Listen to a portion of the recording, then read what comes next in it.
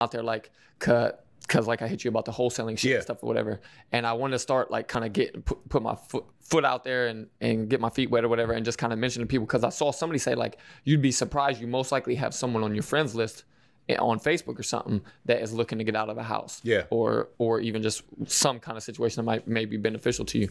So I'm always like, and then I always just have like bullshit and have like, cause I'm always like, and that's when it goes back to the analysis shit and all this. I'm always like, man, if they're like really on it, am I really ready? Like, I don't know what the fuck to do. I don't know, like this and that. Like I know I have the dude that I had on here before that has his own business doing a lot of this shit, and I can throw it to him, and I can list it on Craigslist. I can list it on Facebook. I can, you know what I mean, try to get it going, get it on the MLS if I have to, whatever.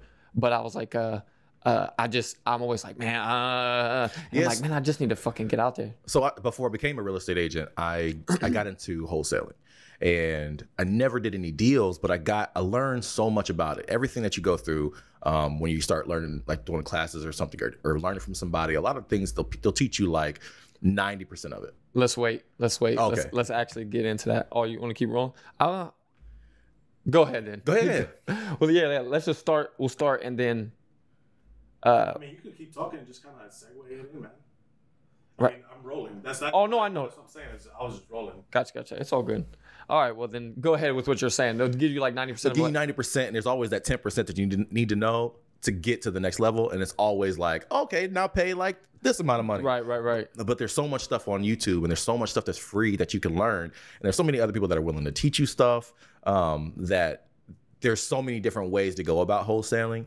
And so then when I transitioned from wholesaling into being a real estate agent, because in my mind, there was way more work in the longevity of being a wholesaler than it is as a realtor.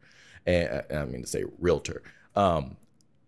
When you're wholesaling, there's so much day-to-day work and impact, and you have to build a team. And you have to have so much riding on everything, and all these little actions that you're doing, and almost in a scheme type of a way that I didn't like. Now there's so many people who are good at it and successful at it, and they've made it a business and they've got it down pat because like that's what they've committed to do, and great for them.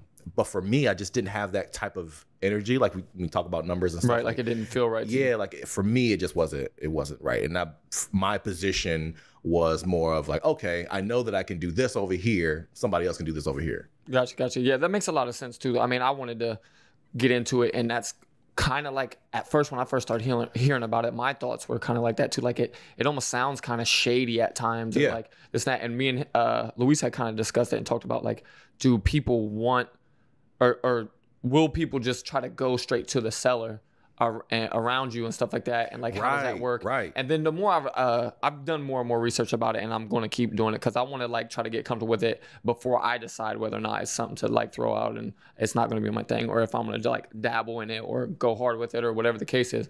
But the more and more I hear, it's like you said, there's so many different ways to do it that it's like it's starting to get to the point now with me where it's like I don't really think that all the ways are like a shady way, or all the ways are this way is bulletproof, this way is shitty, this and that. Right. It's more just like what works for you as a person and what you're motivated to do. So like some people say they hate doing the like drive for dollars thing, whereas where you drive around and try to look at a house and catch the ones with like that are in despair to try to get a hold of them and this and that. And then other people, so you'll have other people say, don't ever get in your car, get online and find the properties here, there, and that. Use this app, use this program, this and that, whatever. And then you'll have other people say, oh, do the bandit signs and put them on all the corners and the most this and that. And other people say, don't even bother with those signs. And like, and then you'll have those people to bait people and to get people to listen to them. They'll start their pitch off with, don't do this, and this is the worst thing you can do in wholesaling and stuff like that. And I'm like, the more as I'm learning, the more I'm watching, it's like, okay, that's their gimmick. That doesn't really mean that that shit is bad or it's not the route to go. And I've done all of those. And I had a couple under contract, and you get to the point where you have something that kind of works, right? Like, and then people will start swearing by it. And that's what I noticed with a lot of people that I started following that were doing wholesaling. And the thing that made it for me more of like a gimmick, and I want to say scam in the loosest way possible. I don't want it to sound like it's like a negative thing, but the thing that made it feel more like a scam for me was I'm a middleman that has no power, that I'm trying to make a connection with someone so I can make a large amount of money. And for me, like, I must be allergic to money because I feel like I don't like charging people. I don't like making money off of somebody else. It's just the uncomfortable part of business. Yeah. Like, when I do work for somebody, I don't feel uncomfortable taking it. I feel uncomfortable taking more than what I need. Gotcha. Like, if I have it in excess, then I feel like I did something wrong, or I feel like I did something dirty. Some other people are like, yeah, this is the work I put in and this is what I get. Like, I found this person that needed help, and I found a person that wanted to help them out. Like, yeah, I deserve everything that I get. I deserve to make $10,000 on this. That gives me two questions then. So one, do you feel like that's something maybe that you need some more input from somebody to tell you that you need to let that go? No. or do you feel like that's you and this is what's gonna stay as this because that's who you are? Yeah, that's me. That's who I am. Gotcha. There's so with the carpet cleaning company, I have, like, I don't like overcharging people. The whole mindset behind my companies and whatever, the way that I have them established is I always want to provide a value and be paid for that value. I don't want to be overcharging people for anything. Like, I go in, I know what it costs me to do business, and I know what I want to make on each thing. Like, when I get tips, I feel uncomfortable when I get tips. I feel uncomfortable asking for tips. I don't have a problem like giving tips when I go to restaurants or stuff, but like it's like I don't mind tips when I know that I've like really, really worked hard. And it is a mental thing for me where I know like I have to be putting in my everything. Because a tip for me is like, oh, you did above and beyond. Let me pay you a little bit extra because you did such a great job for me. Now, do I do that on every single job? I probably don't. You know what I mean? I probably do what I need to do and I get out of there.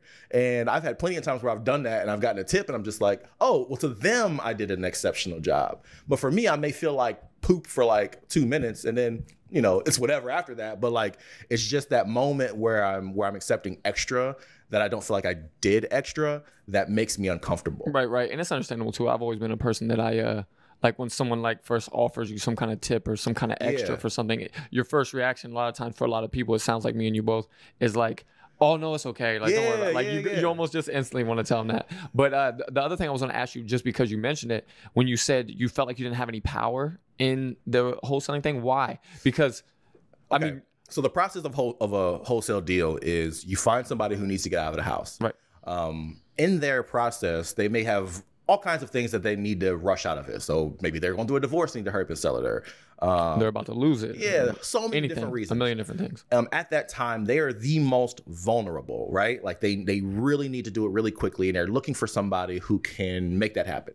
So a wholesaler can step in and say, I'm going to help you out. I'm going to find somebody that will buy this house for you. The only thing that I need to do is I have to put under contract, because in most states, I'll say the state of Ohio because we're here, in the state of Ohio, you as an individual, without being a real estate agent, you cannot represent that person's house and sell it. You have to have some interest in the contract. You have to be a party of that contract, right? So I have to get that person to allow me the ability to purchase that house. And then I have the contract that I'm selling. I'm not selling the house because you can't legally sell that house. Only a real estate agent can do that, or a broker, whatever. Only they can sell that house. You're selling the rights to the contract. That person doesn't have to really do anything. You have that contract, which is kind of protects you. So you have interest in the house. But for them, some wholesalers don't let that part be known. They don't let it be known that they're not really representing them as a person that's going to get their house sold and all this kind of stuff. So they're under like a false impression. That's one part of it that I didn't like. But going on with the rest of that is you're then having to take that contract out. You have had to work all the numbers out. You've had to negotiate a good price with that person, which most of the time is at a loss for them. Because if they could have gotten a good price, they could have just listed it with a real estate agent. But anyways, if they're negotiating a really low price, then you are then adding on an extra amount of money and then trying to get it to somebody to sell it, and then negotiating your extra amount of money or whatever to try to get it to something that works. And that part, I always felt like that was a very powerless position, because while you have some negotiation room, you're negotiating with now what your expected funds would be. So if I got a house for $25,000 or $20,000 and I put a $10,000 assignment fee on there and said, all right, I'm selling this contract for $30,000 who wants to buy it. Then you have to find somebody who's willing to buy it. And then you got to go through all the process of them trying to, all that extra stuff that they have to do to make sure that it's a good deal for them. And then it's like, if they want to, your contract doesn't have to mean anything. They can just go to the seller and be like, hey, how about I just give you $20,000 and you'll be out of the house and we don't have to really worry about this guy. How though if you have it in contract? Because the way it was explained to me was that when you write up that first initial wholesaler contract, basically, is that you write it for 30 days, 90 days, 6 months, whatever is the most, whatever you want to do. And then also depending on the state and stuff, whatever is like allowable, I guess. So the question is, and you have to put some money down. The question is, do you have more money than me? I could wait you out. Are you right? No, 1,000%.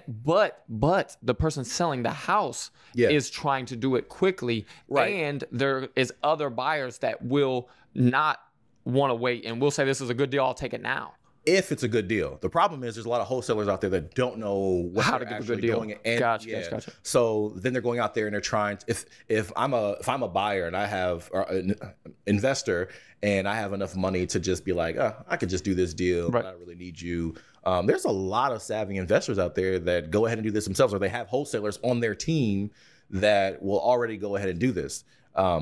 It's just, for me, like, there's just so many little variables like that they're all tricky and they're all like, it's just not, it wasn't something that that's why I kind of got it. Right. I understand it for you. I'm asking more for me and for the listeners as well, because so it's weird because with a lot of the negative you're saying about it, I'm kind of seeing some things that I like about it, or some things where I feel like I can do things a little bit differently or something like that, because what I've seen is there definitely, and this one guy explained it the best. He said there's a horrible way to do everything and a great way to do almost anything. Right. So it's like there's ways that you get in there and you are kind of deceiving someone, and you are kind of just like making them take a loss on their house and getting them out of there and getting it sold to somebody where you make a ton of money in this and that. But there's also a way that literally you find people that are like, they need to get out of the house anyways. They're going to lose it. And that's kind of more what I feel like would be my target. And it's like they're going to lose it, or they want out of it because they just want out of it. And they know they're either not able-bodied enough to fix it up, this and that, or they don't have the funds to fix it up. So that's being a genuine person. Right. That's the route that I went. I didn't want to go the route of just trying to target people. Right. You know, I wanted to find anybody who actually like really needed help. So then I started focusing on like vacant properties where people just didn't, like, they weren't taking care of it anyway, and it looks distressed. So how about I just go about that? Driving for dollars and doing all kinds of stuff. And that route was, I mean, it was harder because you have to. It's harder to come across. Yeah, well, the houses aren't really hard to come across. The people who own the houses are hard to come across. Harder to get a hold of. You've got to find those people, and then you kind of got to negotiate with them. And like, I found that to be a little bit easier, morally, I guess. But when I was dealing with people who wanted to get out, like I had a couple in contract that at the moment that I went to go shop the contract out and try to find people who wanted to buy the house, I felt good about what I was doing, and I had the assignment fees and everything like that. There was a couple issues that made the deals fall through with like different repairs that were way more than what I kind of anticipated. But that just becomes from me, like, I was brand new at doing it. Absolutely. And then after that, I kind of like got my foot out of it because I had so many other things kind of going on, and I just kind of like got out of it. So I didn't like really stop because I failed. I stopped because there was just other things going on, and I was like, okay, I'm just gonna become a real estate agent because that's where my business trajectory is going. And for all the other things that I want to do, being a realtor is what I need to be to make those other things happen. Being a wholesaler was just something I was just going to do on the side. So all the stuff that I learned, I could have utilized, but I just stopped before I kind of got to that point. Right. I just knew enough to do a lot of different things. I did the bandit signs, I did the letters, and I did the driving for dollars. I've done almost all of the things. I tried to do virtual wholesaling, like, and all of this is like in maybe a 3-month window of like fully kind of hitting it hard. How long ago? Like what year? This year? Like 2 years ago. Whatever. Yeah. 2 years ago. Okay. And so I went to this class about wholesaling, and like that's what kind of like sparked it. And then I started, and like whenever I'm sparked with something, like I will read everything or watch every video that I possibly can. Like YouTube University is like everything. It's the way, right? It's the way. Like that's the thing. So like the move. I watched a ton of video, even like buying a gun or something. Like I'll watch every video that I can, get my mind around about researching something before I go out and do it.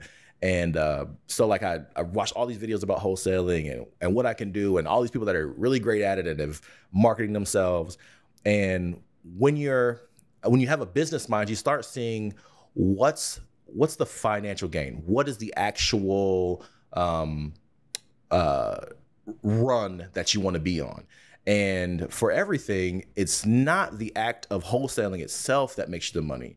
It's having success in something and then teaching other people how to do it. That's where the money is. So all these other wholesalers that are killing it and they're showing you how to do it, they're making their money from showing you how to do it. They're not making money from wholesaling anymore. That's, if you look at their net income, they're not showing a huge profit in the wholesaling and a small profit in just showing people. Yeah. It's always the classes and the books and the YouTube views and all these other clicks and all these other advertising, all of that they're putting out there to be a big name.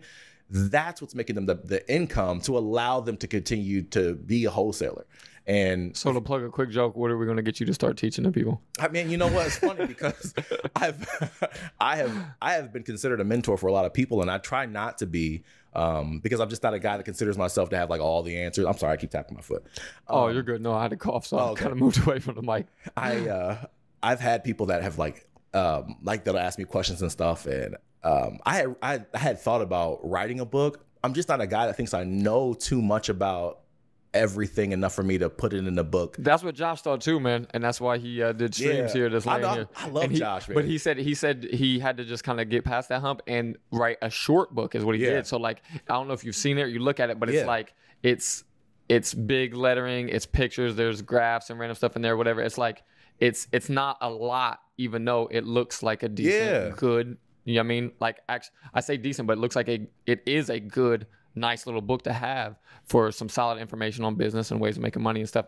But I just think as far as like with you saying all that, it's like it doesn't also have to be a book, or you don't have to go the book route or whatever. I thought about doing like I'm talking about as far as like teaching online. So like I don't know if that's who you were talking about or multiple people, but when you were saying about like with the wholesaling stuff and people saying they make way more money off that, I don't know, are you familiar with the Max Maxwell dude? Yeah. So I followed him. Actually, I followed him before he had his actual show on YouTube. Gotcha. So I saw him talking about that recently, and he said he makes ridiculous amounts more off of his name and his brand than he does wholesaling. And it's off, like you said, the teaching, the classes, the this or that, whatever. And I like him too because he's a very genuine dude, at least comes off that way and says that that's he's why like, I started watching him. Yeah, trying to do the right thing, and he's telling people straight up, and he'll tell you like, that like don't think like this, or he's kind of like seems to be real straightforward and clear cut. But he said that, and that made a lot of sense to me too. And it's a lot of what me and Luis have been discussing recently and stuff too. It's like we're starting to see that Josh talked about that being like the biggest game changer in his life, and like what in his business stuff was to teach what you know, and like understanding that there's so much more opportunity in that than what you would really expect. Because he was saying like once you do your very first like speaking engagement, and for him that's exactly what it was, like a speaking engagement, but for other people it's like their first teaching YouTube video or their first class or whatever the case is. He was like, then the opportunities start getting thrown at you, because then people from the class kind of gets out there, it gets on social media, this and that, and people are like, hey, come speak here. Hey, I want to be a part of your class. Hey, this and that. And it starts just feeding and fueling the opportunity. Yeah. So I think I don't have like something that I've dove deep in. I've worked a job forever and now I'm doing this. But you dove deep into fitness. Yeah, for sure. You did modeling. So I mean, like, you've got a lot to talk about. I have a lot to talk about, but I'm saying like you sound like me now. right. And maybe I am doubting myself in places where I shouldn't, but it's because what I look to, and maybe it's the wrong way to think now with how the internet stuff is, but I don't have my personal trainer's certification. I haven't been doing this podcasting thing for 10 years. So on me it's more like experience and legitimate licensing or knowledging or whatever is what kind of holds me back from going a certain route and things. And maybe it shouldn't, and maybe I should just leap. Here's the funny thing about that. Last word you said is about taking a leap. I said this like a little bit earlier before we were rolling in it. I always feel like whatever room I'm in, I belong in. No matter what it is that I have, I've made it into that room. And since I'm in that room, I feel like I'm of value to whoever I meet.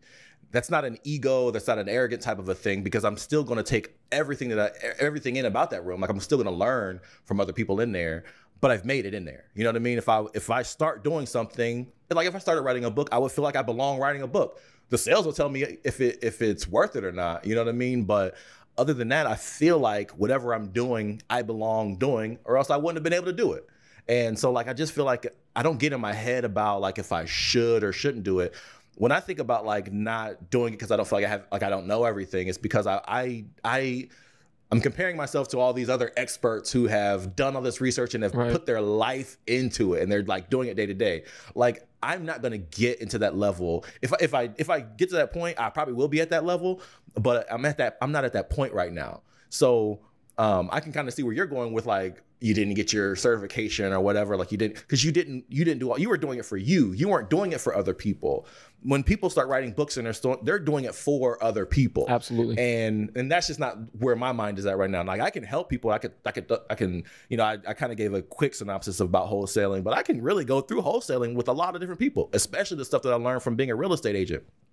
But as far as like being the coach or it's not my life. You know what I mean? And people who are like coaches and do those things, like, that's their life. Like, you don't see, like, there's football coaches who work like, you know, their full-time job and they do coaching on the side.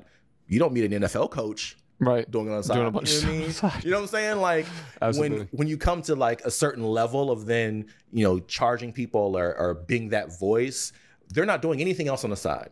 You know what I mean? Also with what we talked about before, and with you having your hand in so many fires and stuff like that, I think that's a part of what it is for you. Is it at times it doesn't make as much sense for you to dive deep into trying to be on call to a bunch of people or this and that. That's why I think if you do something, then maybe it should just be you set aside some time to make some videos and stuff, and then the videos get put out there, and that's what it is. Like, people can get the knowledge from the videos, but you're not necessarily accessible at like whatever realm until you want to be there. You know what I mean? I thought about it. I really thought about like videotaping my days and kind of going through the days, but I'm a sensitive dude. If I don't get views or likes from that video the way that like I kind of mentally would expect, man, don't fall into that. My feelings would be hurt. Like, I think that I don't think I have a thick enough skin to then be like, yeah, I put this content out there. Oh, you don't like it? Oh, you're not watching it? Oh, you didn't share it? And I can be honest with you with the podcast. I mean, I get some of that. I feel some of that for sure, because like I'll put out a certain episode and it kind of just is pretty flat. And I'm like, damn, like, what am I doing? Should I be doing this? Like, is it time to wrap it up? Is it this? Is it that? Whatever. But at the same time, I hear a lot of people saying, and Gary Vee's real big on it. I don't know if you're familiar with Gary Vee, but Gary Vee's real big on it. A lot of the people, it's like patience, man. Patience. We think we don't and we don't remind ourselves sometimes when we watch someone who has all these views and stuff like that. Oh my God. That they've been doing it forever, or they worked with somebody outrageous that blew them up, or whatever the case is. Something that we haven't either put in that time yet, or we haven't had the experience that they've had yet, but we want those same views, and we are like, oh my God, disappointed in it. It's so key. There are people like again with like coaching and mentoring people, like I'll be having a conversation with somebody and they'll be like they'll start talking about like how they want to be something, how they want to do something. They're not doing like any of the actions to really like do certain things, but then they want the same results as people that they see. And I'm like, you can't compare what you have right now to somebody who's been doing all these actions and doing all these things for years. You know what I mean? Even if they've been doing it months longer than you can't compare what you're doing today to what somebody else has. Absolutely. It sounds like me and you both need to remind ourselves that, you know what I mean? You know, but for me, like, I remind myself of that daily. Like, I don't try to compare myself. I really don't compare myself to anybody.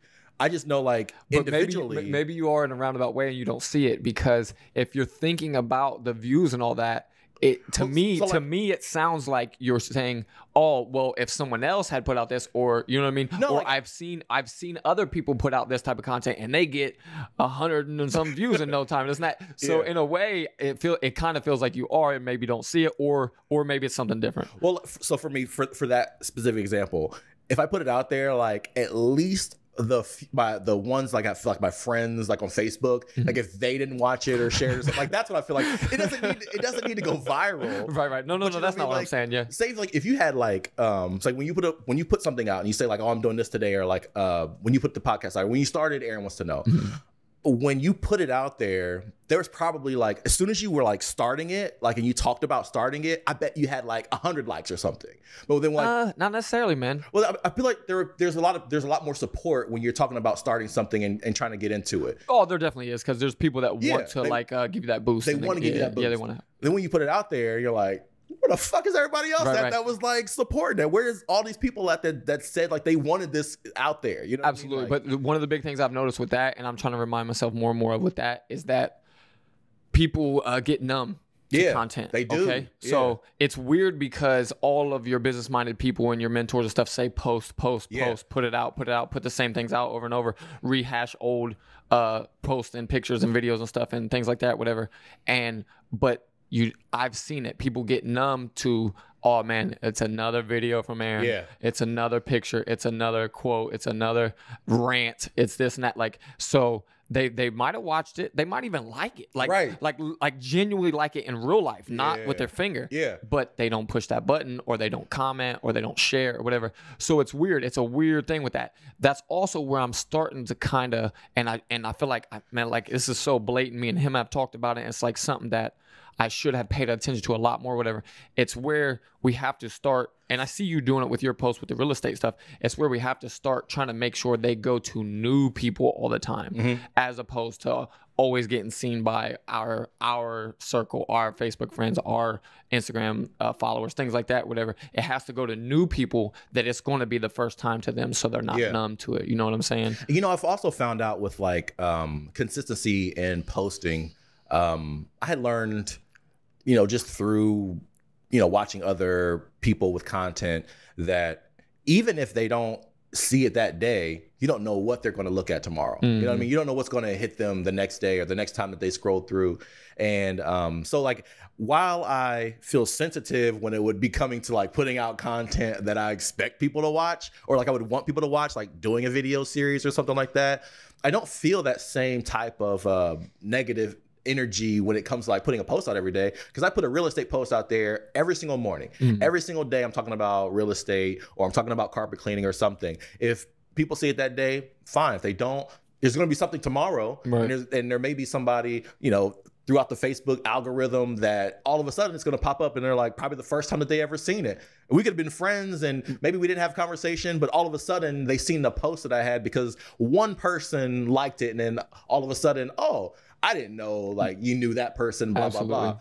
So like, I feel like still being consistent is a big part of all of that. And another thing I think you should think about with the likes and stuff, as far as when you do want to go the route of putting some out and putting something that maybe teaches and all that, is what I start thinking about is the same thing that you were just thinking, just like in a different way, that once you put it out, at first it might not get this kind of attention, whatever, but if you have some other post or some other video or some other reason that you become very popular down the road, all of a sudden all those posts that you were pissed about that only got 5 likes are all of a sudden going to jump to a couple hundred, a couple thousand, because now you have the attention. So it all feeds back to the patience thing. Here's the hard and it's hard. Patience is hard for someone like you that is so motivated and so action driven. Yeah. You know what I mean? I'm very action driven. When I think of something, even though I put a lot of research in it, I really react really quickly, that's why I do a lot of research, because the moment that I think about something, I'm consuming a whole bunch of content that covers that topic.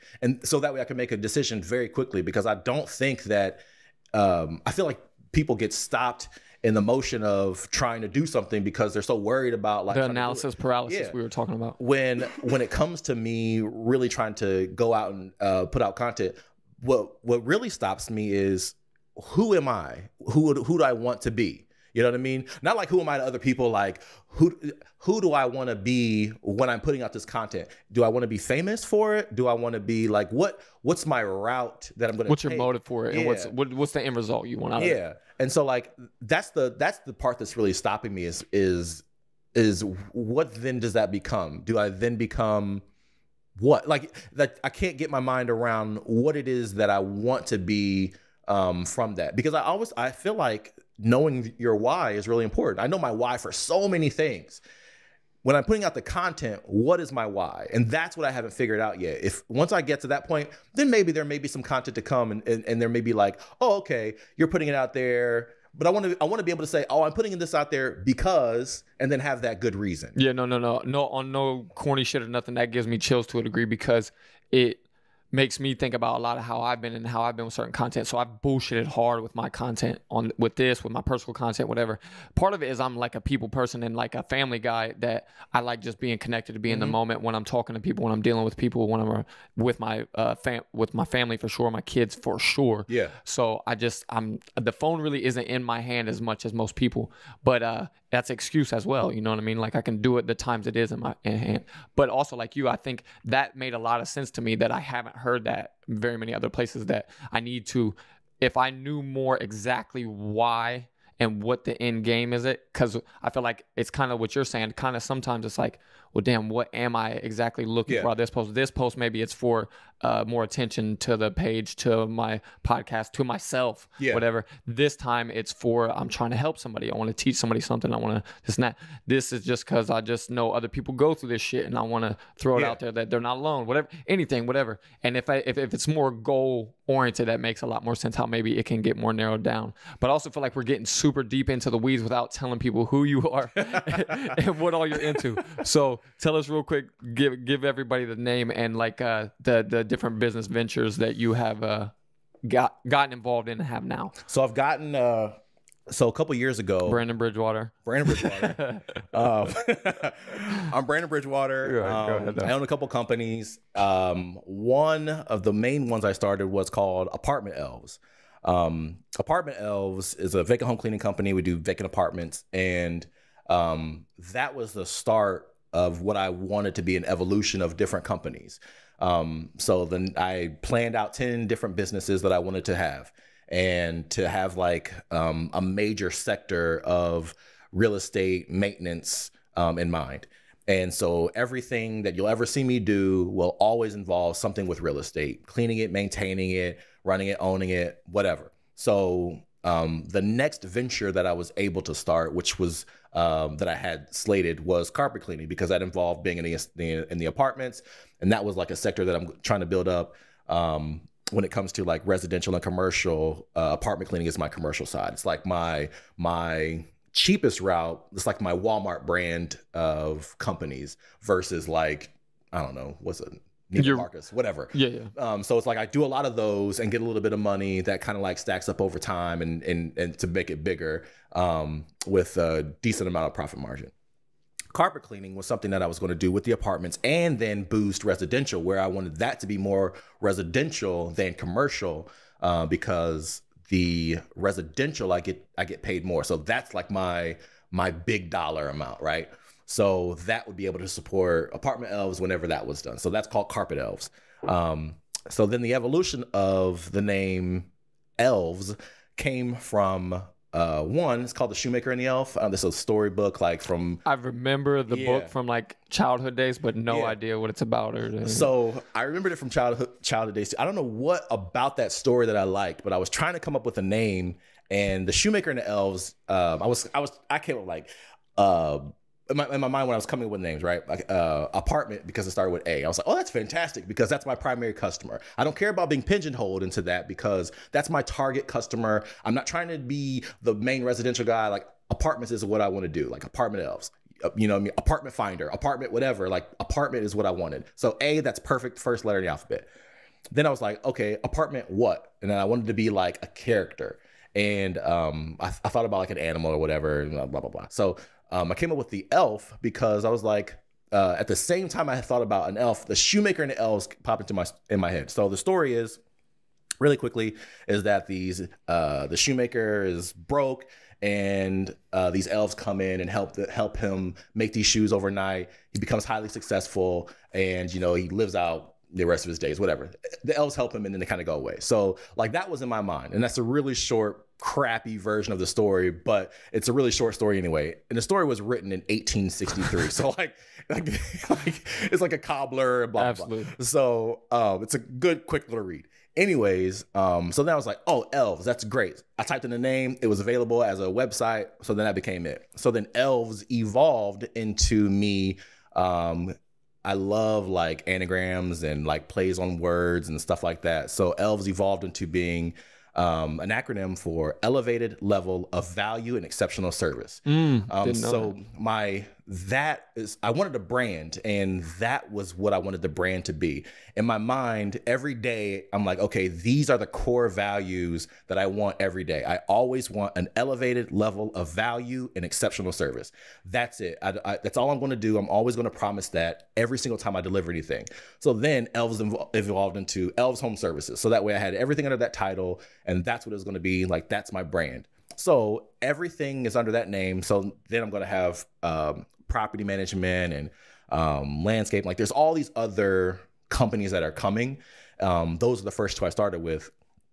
To get into property management, I wanted to become a real estate agent, because you kind of have to be able to manage a person's lease and to do certain things. So I became a real estate agent by way of kind of getting into wholesaling and learning a little bit about real estate. And so with becoming a real estate agent, now that's like my new baby, right? Like, the companies are kind of like going on their own, and they're kind of, hitting marginal successes and, dealing in the hundreds of thousands of dollars. But then now real estate is the thing that I'm trying to build. And it does feel like I'm kind of like all over the place sometimes. But what mogul isn't? Well, see, when you first started saying all that, like early on, and then again, it just reminded me again, but I'm just thinking like, man, like when you say, oh yeah, I wanted at least 10 businesses and this, I'm thinking like, that sounds outrageously fucking overwhelming is what it sounds like to me. But at the same time, it takes a certain type of character, a certain type of person that does the things that you're doing. So, I mean, it's always interesting for me to hear and inspiring at the same time too, because it also, I think people like you show people what's capable as well too, you know what I mean? And that I even heard early on when you were talking, like you talking about like being busy as being like a privilege, you know what I mean? Yeah. And it's a good thing in a lot of ways. It is a privilege, when you have a lot of things kind of going on, it can be overwhelming. And what people probably didn't get to hear, what we were talking about earlier, is like, it's not being busy that's overwhelming. It's knowing what to do inside of that busyness that's overwhelming. Where to put all of the ducks in a row. When the companies are doing great, like, yeah, that's great. That's not what I'm upset about. That's not what I'm overwhelmed by. Like, don't feel like, what are you mad about? You got all this success, blah, blah, blah. You got all this. Like, that's not the overwhelming part. The worrying part as a genuine person is, did I make sure I can meet payroll? Did I make sure that I had to pay these taxes? Did I make sure I had made all these payments? Did I make sure, this insurance was correct? Did I make sure that customer was satisfied? Like, all of those things, those can be overwhelming. But like with the 10 businesses, like, they're all synergistic. They're all working together to achieve one goal. So it's not that I have it in my mind like 10 different companies, which they eventually will, because I want them to stand on their own. And I say stand on their own because they won't have to need each other. Like, they're going to be able to go, like Carpet Elves is working independent of Apartment Elves, but they can be scheduled together. It's the fact that they are able to work together and all within their own. Like, I'll have different managers for each one. Like, right now I'm managing them because they're too small for me to hire out for somebody to manage. At the point that I get too big, then it won't be so burdensome on me. Right. How many employees do you have, or have you, or what's the most you've had at a time, and all that? So I used to be a Walgreens store manager, and when I started the company, I had the company going before Carpet Elves. I had Apartment Elves. And I had 17 employees and one manager before I quit. And I went on vacation, and I came back from vacation. While I was on vacation, like, shit hit the fan. Like, if whatever could go wrong went wrong. And it wasn't like bad stuff. It was little dumb stuff, like the stuff that you're like, how did this all of a sudden become a problem? Like, all of us, like, I left my manager with a company credit card. So like, whatever supplies needed to get ordered, like, everything else was like the least of my worries. There wasn't anything else that could go wrong. Like, what could go wrong? I'm gonna be in Florida, Disney, like everything's gonna be great. Like I'm only gonna be gone for a week. I had customer complaints out it was like as soon as I left, there was like one day of like everything kind of went okay, but there were I think 150 different units that we were doing.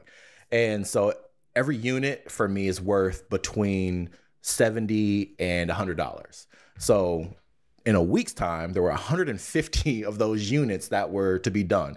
During that time frame, there were 17 employees in and out of different units and different apartments. My manager's job was only to go and make sure that the quality was good. We had hired so many new people that, to fulfill this request, that that's all she had to do was make sure that the quality was good. So I get all these phone calls like, hey, this was missed, this was missed, this was missed. I'm like, well, what is the quality person doing? She's calling me about people not showing up and things falling through. And I'm like, when I was there, everybody showed up. Like, how is it that nobody is showing up now? Like all of a sudden when we have all of this work that, I've built all this up, this is and like, everything's been running fine. Everything's been running great up until this point. So I had all these problems. I came back. I was so pissed. I fired everybody and started over. Damn. Yeah. I fired everybody. And so then I started off, I think I left with like one person. And I was like, all right, it's gonna be you and me rocking this out. So I was like, I'm back from vacation. I'm here. We'll take care of it. And so I kind of like started over and I built back up and I had a lot of employees. Like I think I got up to like 5. And then what the hell did you do in the meantime when you had no employees, but you still had contracts or whatever? You just went and did the shit yourself and with the other person? You go to work. Gotcha. I mean, that's what I assumed, but I'm still thinking like, damn, that's a lot. And you're at Walgreens or not or whatever. Yeah. Had you just left or you were still there? I was still there. Shit. That's exactly why I asked. I had so whatever it took to get them done is what I do. And I still do that today. Whatever it takes to get whatever done, because I have a problem with saying no. So whenever I say yes, I've got to make sure that I can. I always think that's a good leader too, though, is where you step in, you know what I mean, when it's necessary, and you show that I can do the work too, and I will do the work when it's needed, and I will, do whatever comes about. Yeah, and I even designed the company without me doing the work. Like I put everything together knowing that I was not going to be there on the day to day. And because I actually was supposed to quit. At that point, I was supposed to have quit 3 months before that, or 2 months before that. And I didn't. I stayed on because I'm like, okay, things are running fine. I can manage both of these and still grow the company. Like everything's okay. But when I went to vacation and I realized like, no, it needs me actually here. Like it's still a baby and it still needs to be coddled a little bit.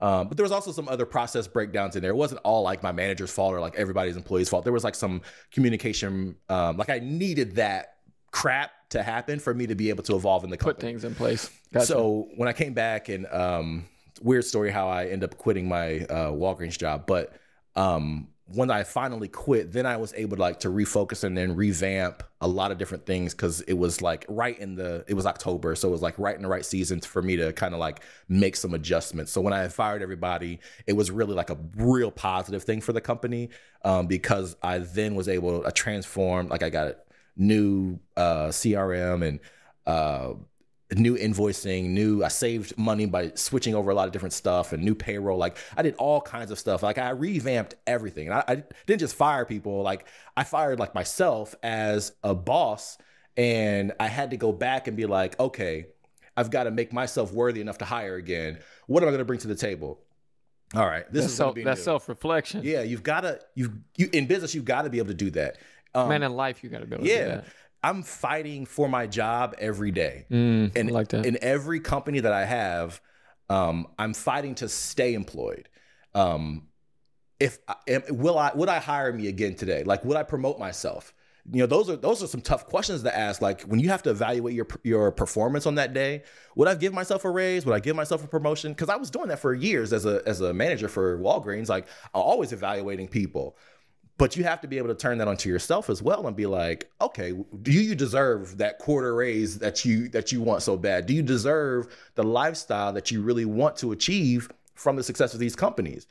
If you do, then you've got to be able to make the companies successful. So I had to revamp a lot of different things and make it to the way like, okay, this will lead me to better success. And then it had like, after I changed some stuff, man, I was getting like clean times down. I got invoicing down better, expenses down. Like I got so much cut. Excuse me. I went from doing like weird thing. I keep going on tangents, but like when I started the company, I was providing like a whole bunch of stuff for all the employees, and I still provide like cleaning supplies, but like certain things I don't supply anymore. And I'm a really like, I need to get down to like the minimalist like type stuff. Like I'm a minimalist person when it comes to things, which don't tell my wife because she thinks I'm a pack rat. But when it comes to like business, I want to find how can I provide the maximum by getting the minimum? Because that's what I've been taught in retail. Like, you know, they're always cutting hours and stuff. Like that's something I can't do. I need people. So that's one thing I can't cut that out. So what other things can I cut out that will lead me to be the most efficient? And then then that saved me a lot of money. When I started providing all the stuff, when I first started the company, it cost me about $350 to hire somebody. And that was like products and training and like, no, that didn't include training. That was just products. I forgot that was just products that I was giving out, like brand new bags, brand new vacuums, brand new everything, like everything. Now it costs me like $15. and that's like some of that stuff like I buy in bulk and I have, and I like now like my cost is like that item, you know, and like I have them provide their own vacuum now because I started finding out like people certain items people will treat like shit. If it's not theirs. Yeah, if it's not theirs, don't treat it like shit. Yeah. I think I've gone through 40 different vacuums from people like using them and they're bouncing off the walls and like they're not cleaning the filters out. I went to an apartment and there was a complaint. They were like the carpet doesn't seem like they vacuum. And so like I asked them like, did you vacuum? Like, yeah, we vacuum. So I go there to their next cleaning. Their vacuum is full. I'm like, how are you a cleaner?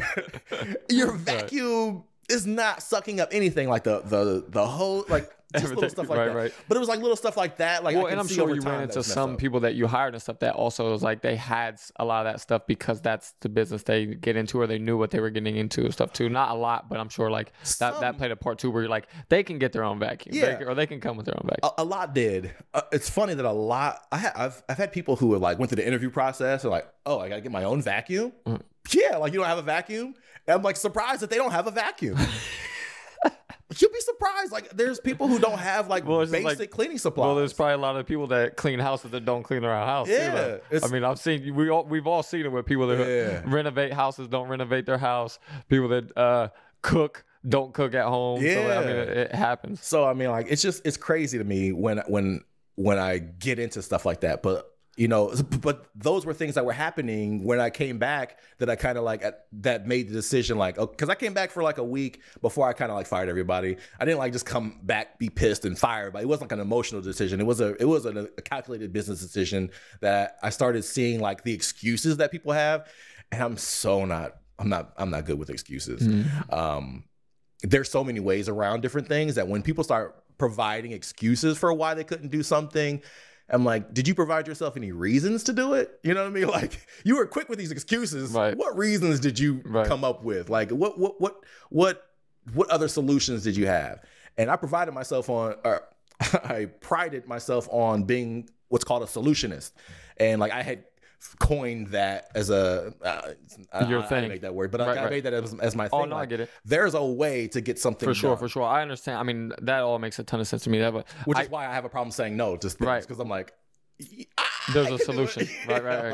Like, I'm the person that's known for that, like in my family or in my friend circle, whatever, like don't call me with a problem. And it sucks because a lot of people just stop calling me because of that or stop talking to me because of that. But it's like when you do, I'm just going to give you a solution. Right. I'm going to give you a way to handle it or tackle it. A lot of people don't want a solution. They just want a bitch. No, Brandon, absolutely. I don't have time for that. I don't either. And that's why, like I said, it sucks because relationships in my family and friends and people that I know, whatever, deteriorate because of it. But it's like I don't have time for. I don't know what I can do for you because I'm not that person that wants to just sit and listen and be like, yeah, damn, that sucks, or just be like, yep, right. I know, man, I know. Yeah. Like, no, fuck all that. If I'm saying that, I'm ready to get off the phone. Like, oh yeah, or I want to cut my throat. Yeah, it's like if you're coming to me with a problem, I'm the type of person I want to help you. Yeah. I legitimately do. I don't give a shit what the problem is. Relationship problem, this, money problem, this, that. I want to help you with information. Yeah. So if I can, that's what I'm going to give you.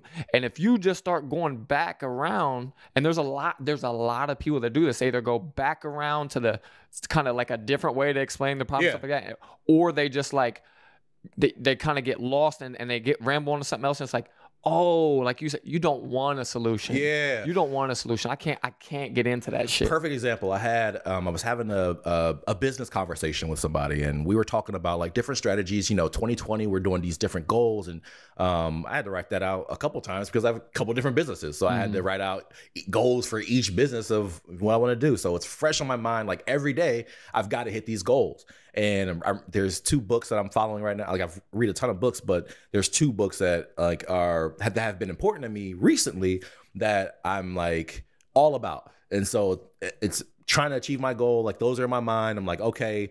Also, I'm trying to be a good solutionist and try to figure out ways to get my goals. And so I'm having this conversation, and they're like, we're talking about problems and barriers, and that's the wrong conversation to have with me, because I'm going to try to find a way around those barriers, because I don't see barriers as a barrier. I just see them as speed bumps. You know what I mean? Like those are way better. Those are easier to get over than like a full on barrier. Like I don't see any. And so we're like, okay, like what's slowing you down? Like not what's stopping you, what's slowing you down? And it's come up with all these different excuses and different reasons. And I'm like, strategizing about like how to go around them and stuff. And it's like, yeah, but once you start getting into somebody who's saying something like that, but you don't want a fucking solution. You just want to bitch about whatever it is. And I don't have time for those types of conversations. So like I had to make like my 2020 like resolution is to like stop having conversations with people who aren't mentally ready to go past those barriers, because those conversations are draining. And there's better use of your time. Oh yeah. Yeah. You can't come and talk to me about business if you're not ready to elevate. That's why I preach mindset a lot to people, and I wish that more people would think about it. You know what I mean? Yeah. Because then when they do come talk to you, if they have already adjusted their mindset or even just opened up to the idea of a different mindset. That's the problem, is that so many people just grind their heels into a way of thinking and being, that when you talk to them, it's like, oh, I hear you real quick, but this is how I am. This is how I am. Right. And I'm not willing to change, or they've coached themselves into thinking they can't, or it's too late, or it's too much, or it's this. And I like to have the open mind. Like, I don't know who I'm going to be tomorrow. I know as far as being like a good person and being on top of my shit and this and that, but I'm always open to getting better or changing or taking on a new way of thinking or understanding things a little bit better, this and that. And I think for that reason, if people take that mindset on, it makes it a lot easier to accept criticism, some kind of influence, and then of course problem solving. Yeah. Where it's like, this could help you. I talk at times like I don't know shit. So I try to remind myself of that. You know what I mean? Remind yourself like that you don't really know shit on a big grand scheme of things. There's always somebody that's been in the more, knows more, somebody you can talk to older, somebody that has more kids than you, somebody this, that. There's in every situation where you can take a little bit in, and too many people are like, yeah, but me, and that's where that but comes in again. Yep. I'm always with my daughter. Don't even give me. I don't want to hear that but shit. I always but means fuck everything I just said. Like, on to this new thing. You know? Or it's more like, I hear what you're saying, but I really don't give a shit. Yeah, like exactly. This is what I'm trying to say. Let's get back to what I'm trying to say. Yeah. When I was a kid, I was watching Dr. Phil, and Dr. Phil said, if you say but, then that negates everything. That, you know what I mean? Right. And that stuck with me. Like, that was like 1998. Like, I was in 8th grade or whatever, like that. It stuck with me like, oh man, I can't say but after I say something. It has to be a definitive statement. So I start getting really cautious about when I speak on a lot of different things, because I can't say, I can't go back on the first part of that half of that sentence. And, it comes into play. Like when you talk about like mindset, I always say that goes hand in hand with perspective. a lot of people will only see things. Not only they're stuck in their mindset of like, this is where they are, their perspective is there's no other way. And they can't change because this is only the thing that they see. We're from the same neighborhood. What do you think it is? Like, it's just it's mind blowing when you talk to people though, and you do give them that raw, straight up, like sometimes you have like a golden nugget for them that's literally like, hey, this is the answer to your problem. And you give it to them. And it's just like, they still are like, yeah, that's what the hell do you think that is? Like, I know it's like like I said, of being set in their ways and stuff, but it's crazy. It's to me, it blows my mind when that thing is right there and they still just like, it's like they can't even see it. It's in front of their face, and it's. I think it's perspective. Like you can change your mindset when you learn to change your perspective. It becomes a lot easier, in my opinion, only because you can't always be a product of your environment. You can't always be a product of the things that you see. You have to then start shifting your mindset and helping you change your perspective. And then once you change your perspective, then it's easier to change your mindset. And to become a different person. Okay. Yeah. Once you start seeing different, then you can start being different. A lot of times people think that they are like this is what it is. Yeah. In 2020 right now, we have access to so much more of the world than what people had 50 years ago. And then what we have ever had. Right? And I'll get into something about parenting real quick along that same train of thought. But we have so much access to see how things can be that when people think that they're just still stuck as a product of their environment, I'm blown away. Yeah. Because I'm like, if you can fucking see better, why the fuck aren't you doing better? You know that that's fucking possible. Right. That guy just fucking did it. Yeah, that's what the Gary Vee thing is. A lot of other people I always see is like, if anyone from your neighborhood, from your demographic, from anything has made it, that is the clearest proof that you can too. But instead, people take on that mindset of like, oh, this is a little bit different for them. Yeah. Or I'm not and it's like, if I'm sure there's someone out there that has all those things that you are thinking are the things that are holding you back, plus a few more. Yeah.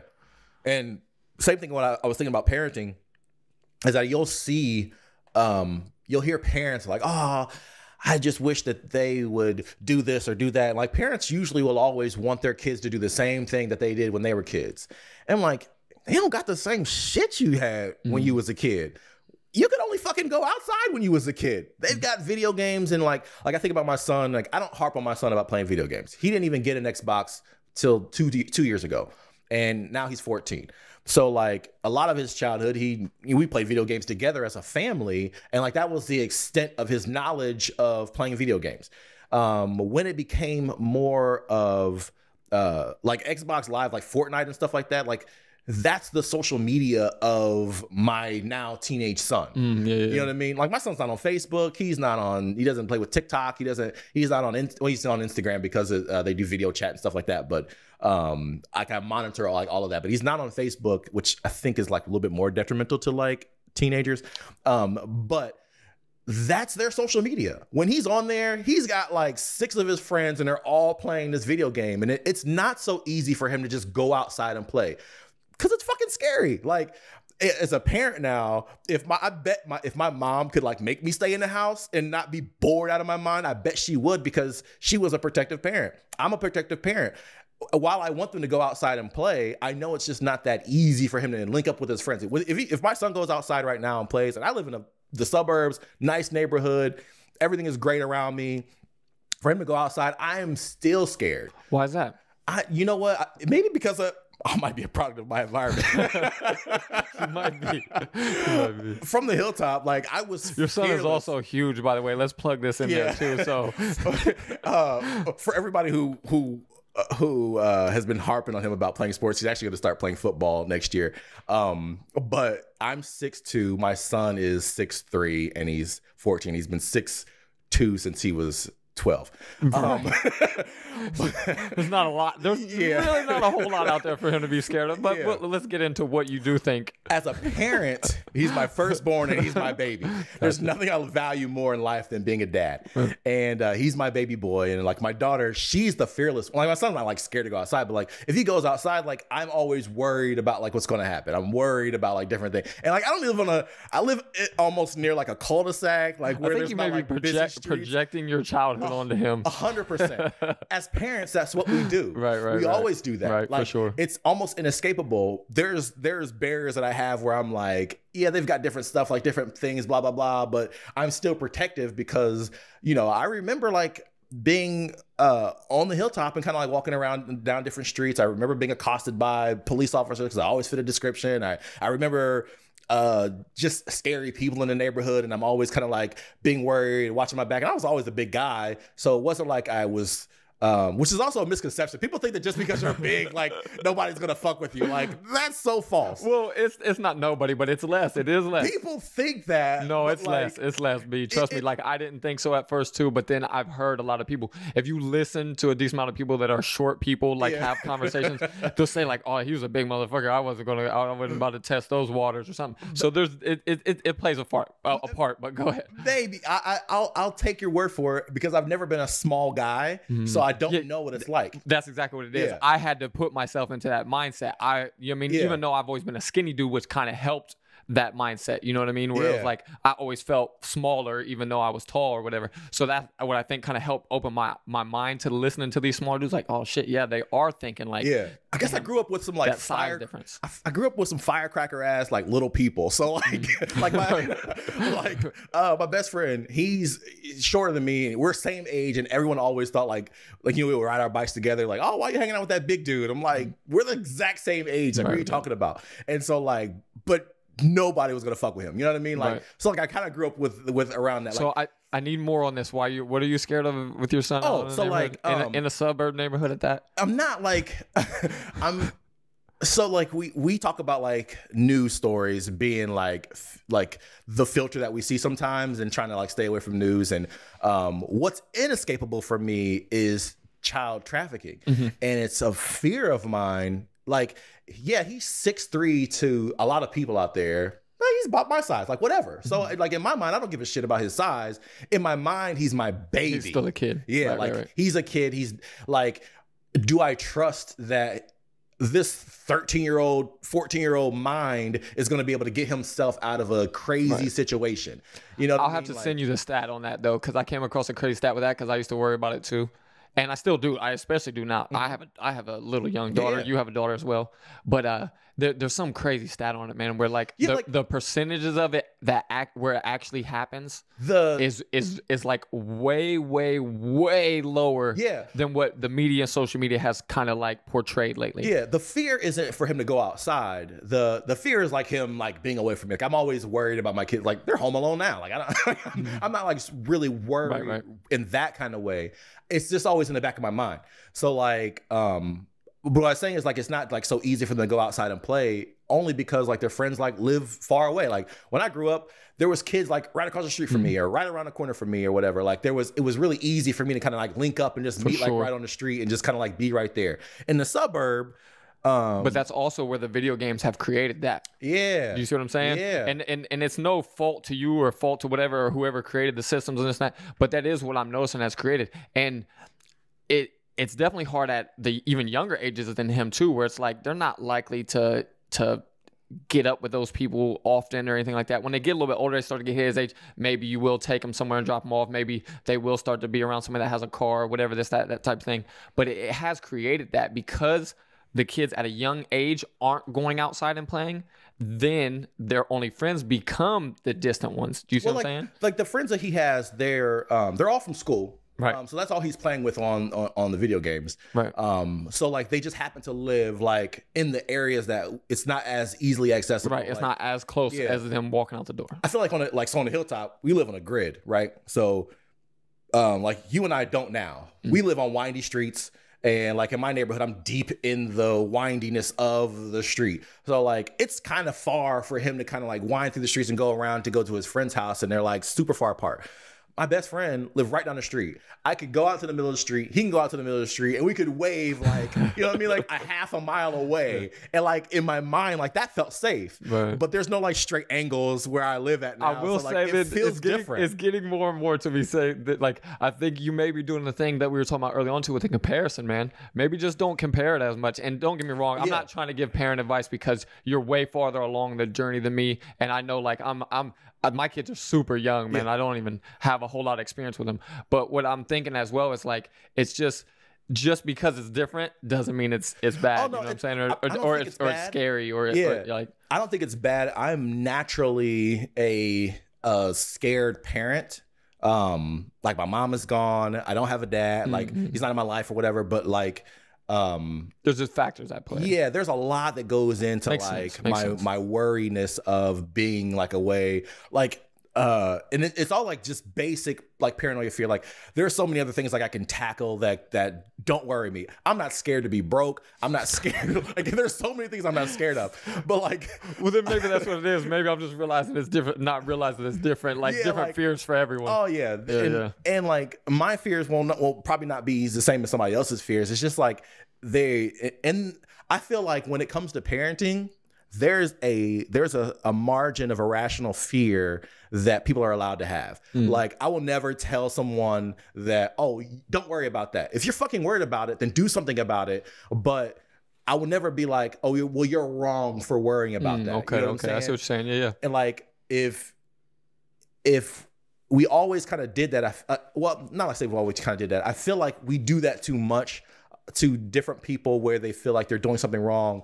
Like I'm not really big into like crowd approval when it comes to certain things. Well, it makes sense too, because that's the one thing you do learn for sure as you get like deeper into the parenting thing, like, that I've definitely started to realize over the past few years. There's no right way. No, there's no right way. So that's why, like, hopefully with what I'm saying to you too, don't take it too much to the heart either, because I'm not saying like you're so wrong for that. That's not. I'm just on that kick of I'm always on that open-minded kick where like 100%. Maybe I can suggest something to you that maybe helps you look at something slightly different than that. Same thing for you. Anything you say to me, then I'm like, oh, okay, I get that. You know what I mean? Yeah. I'm always trying to take it just to always play with the ideas and then try to figure out like, damn, is there some self-reflection in there where I can be like, oh shit, like maybe I could look at it a little bit different like this, or maybe this is that. I'm always up for that information. And for that reason, I think I come off sometimes too to offend people. And I think you do too. That's why 100%. we talked about this. And because then you come off as a know-it-all or whatever. Yeah. And like, that's never like the case that I want to be. But when you come, like we both come from a place of like, we can't have conversations without trying to solve the problem, or else there's no need to have this conversation. Like, I am not here for you to bitch at. Like, go get a diary to bitch at if you want to have like solutions. I tell my wife all the time, because like, so with my mom, my sister, and then other random people, like, but especially my mom and sister specifically, they've started to call her and talk to her instead of talking to me. and it's like, because they know like, and that's what I'm saying. It's and not to like say like a female male thing, but they do tend more to want to rant on their problems or to like express them. There's certain people who are able to absorb that energy. Yeah, they're able. And to men, I think, are kind of bred to like just suck it up, just deal with it, just whatever, this and that type thing. So, but it's funny because now I'm like, even on something that I feel like I'm like, oh, they kind of want to talk to me about that, but they're just going to talk to my wife and have her tell me, because I'm just going to come back with that shit that they think I'm an asshole because I'm just trying to give them solutions, this and that, whatever. Yeah. But we're also getting super far off again too. Let's get back to like some of the details I was thinking of with like the business and you starting a business that I think is helpful to other people is, so when you started the business, how much initial cost and like stuff did you have right off the jump? Man, a lot. Like a lot and a little. So a lot because there was things that I wanted that I didn't need.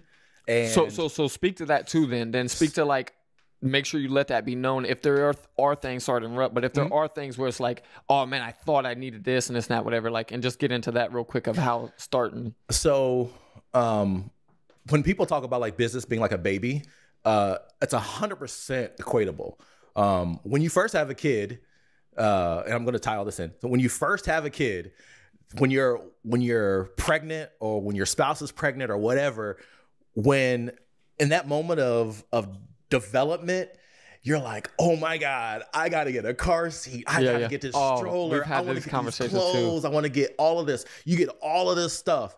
You get diapers. Maybe you want to get Similac because you're not even sure. Like, you just want to be extra prepared. Then all of a sudden, like, the baby comes and maybe you wanted a full vaginal birth and you couldn't have that. So now you got a C-section. Oh, shit. So now, okay, that plan changed.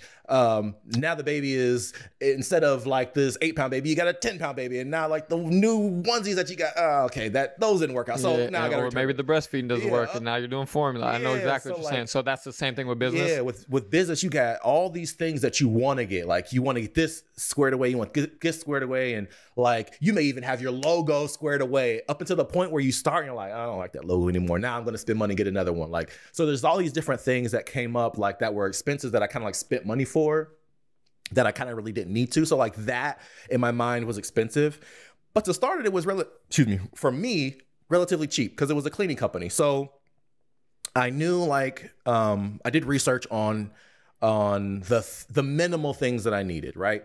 I'm all about efficiency and I want it to be as efficient as possible. So what is the basic stuff that I need to get started?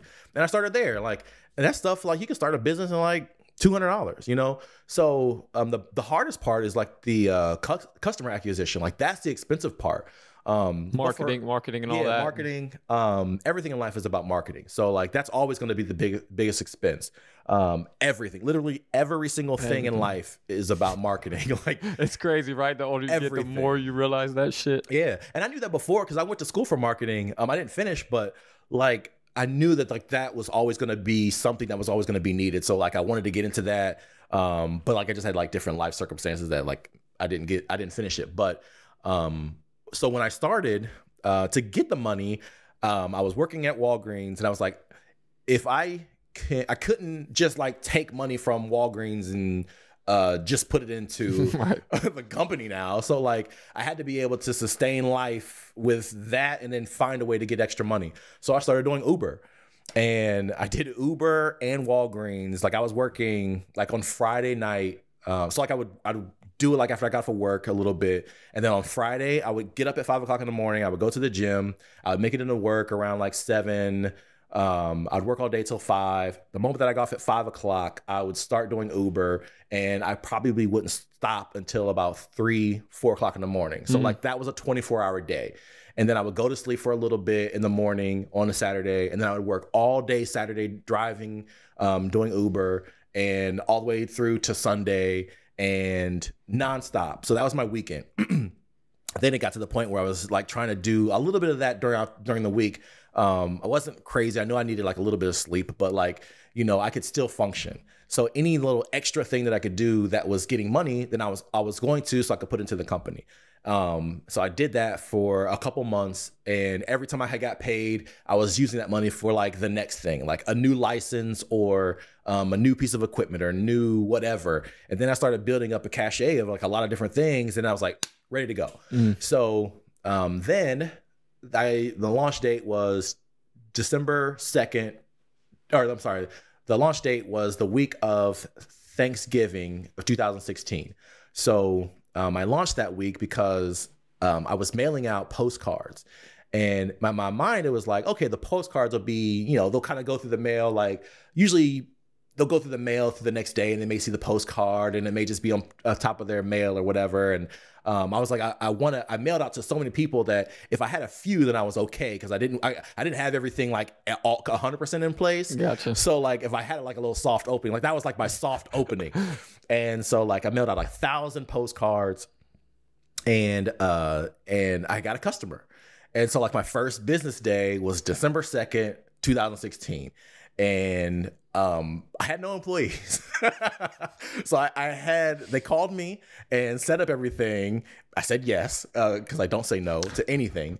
And I put the work order in there, and I was like, great. Now I got to hire somebody. So then I went on this like hiring campaign and tried to hire somebody, and I hired some people and got my first couple work orders through. Did you go through some of like the job sites, or did you just do it with people you knew, or on your social media? Or how'd you? Everything. I went through social media. I went through Craigslist.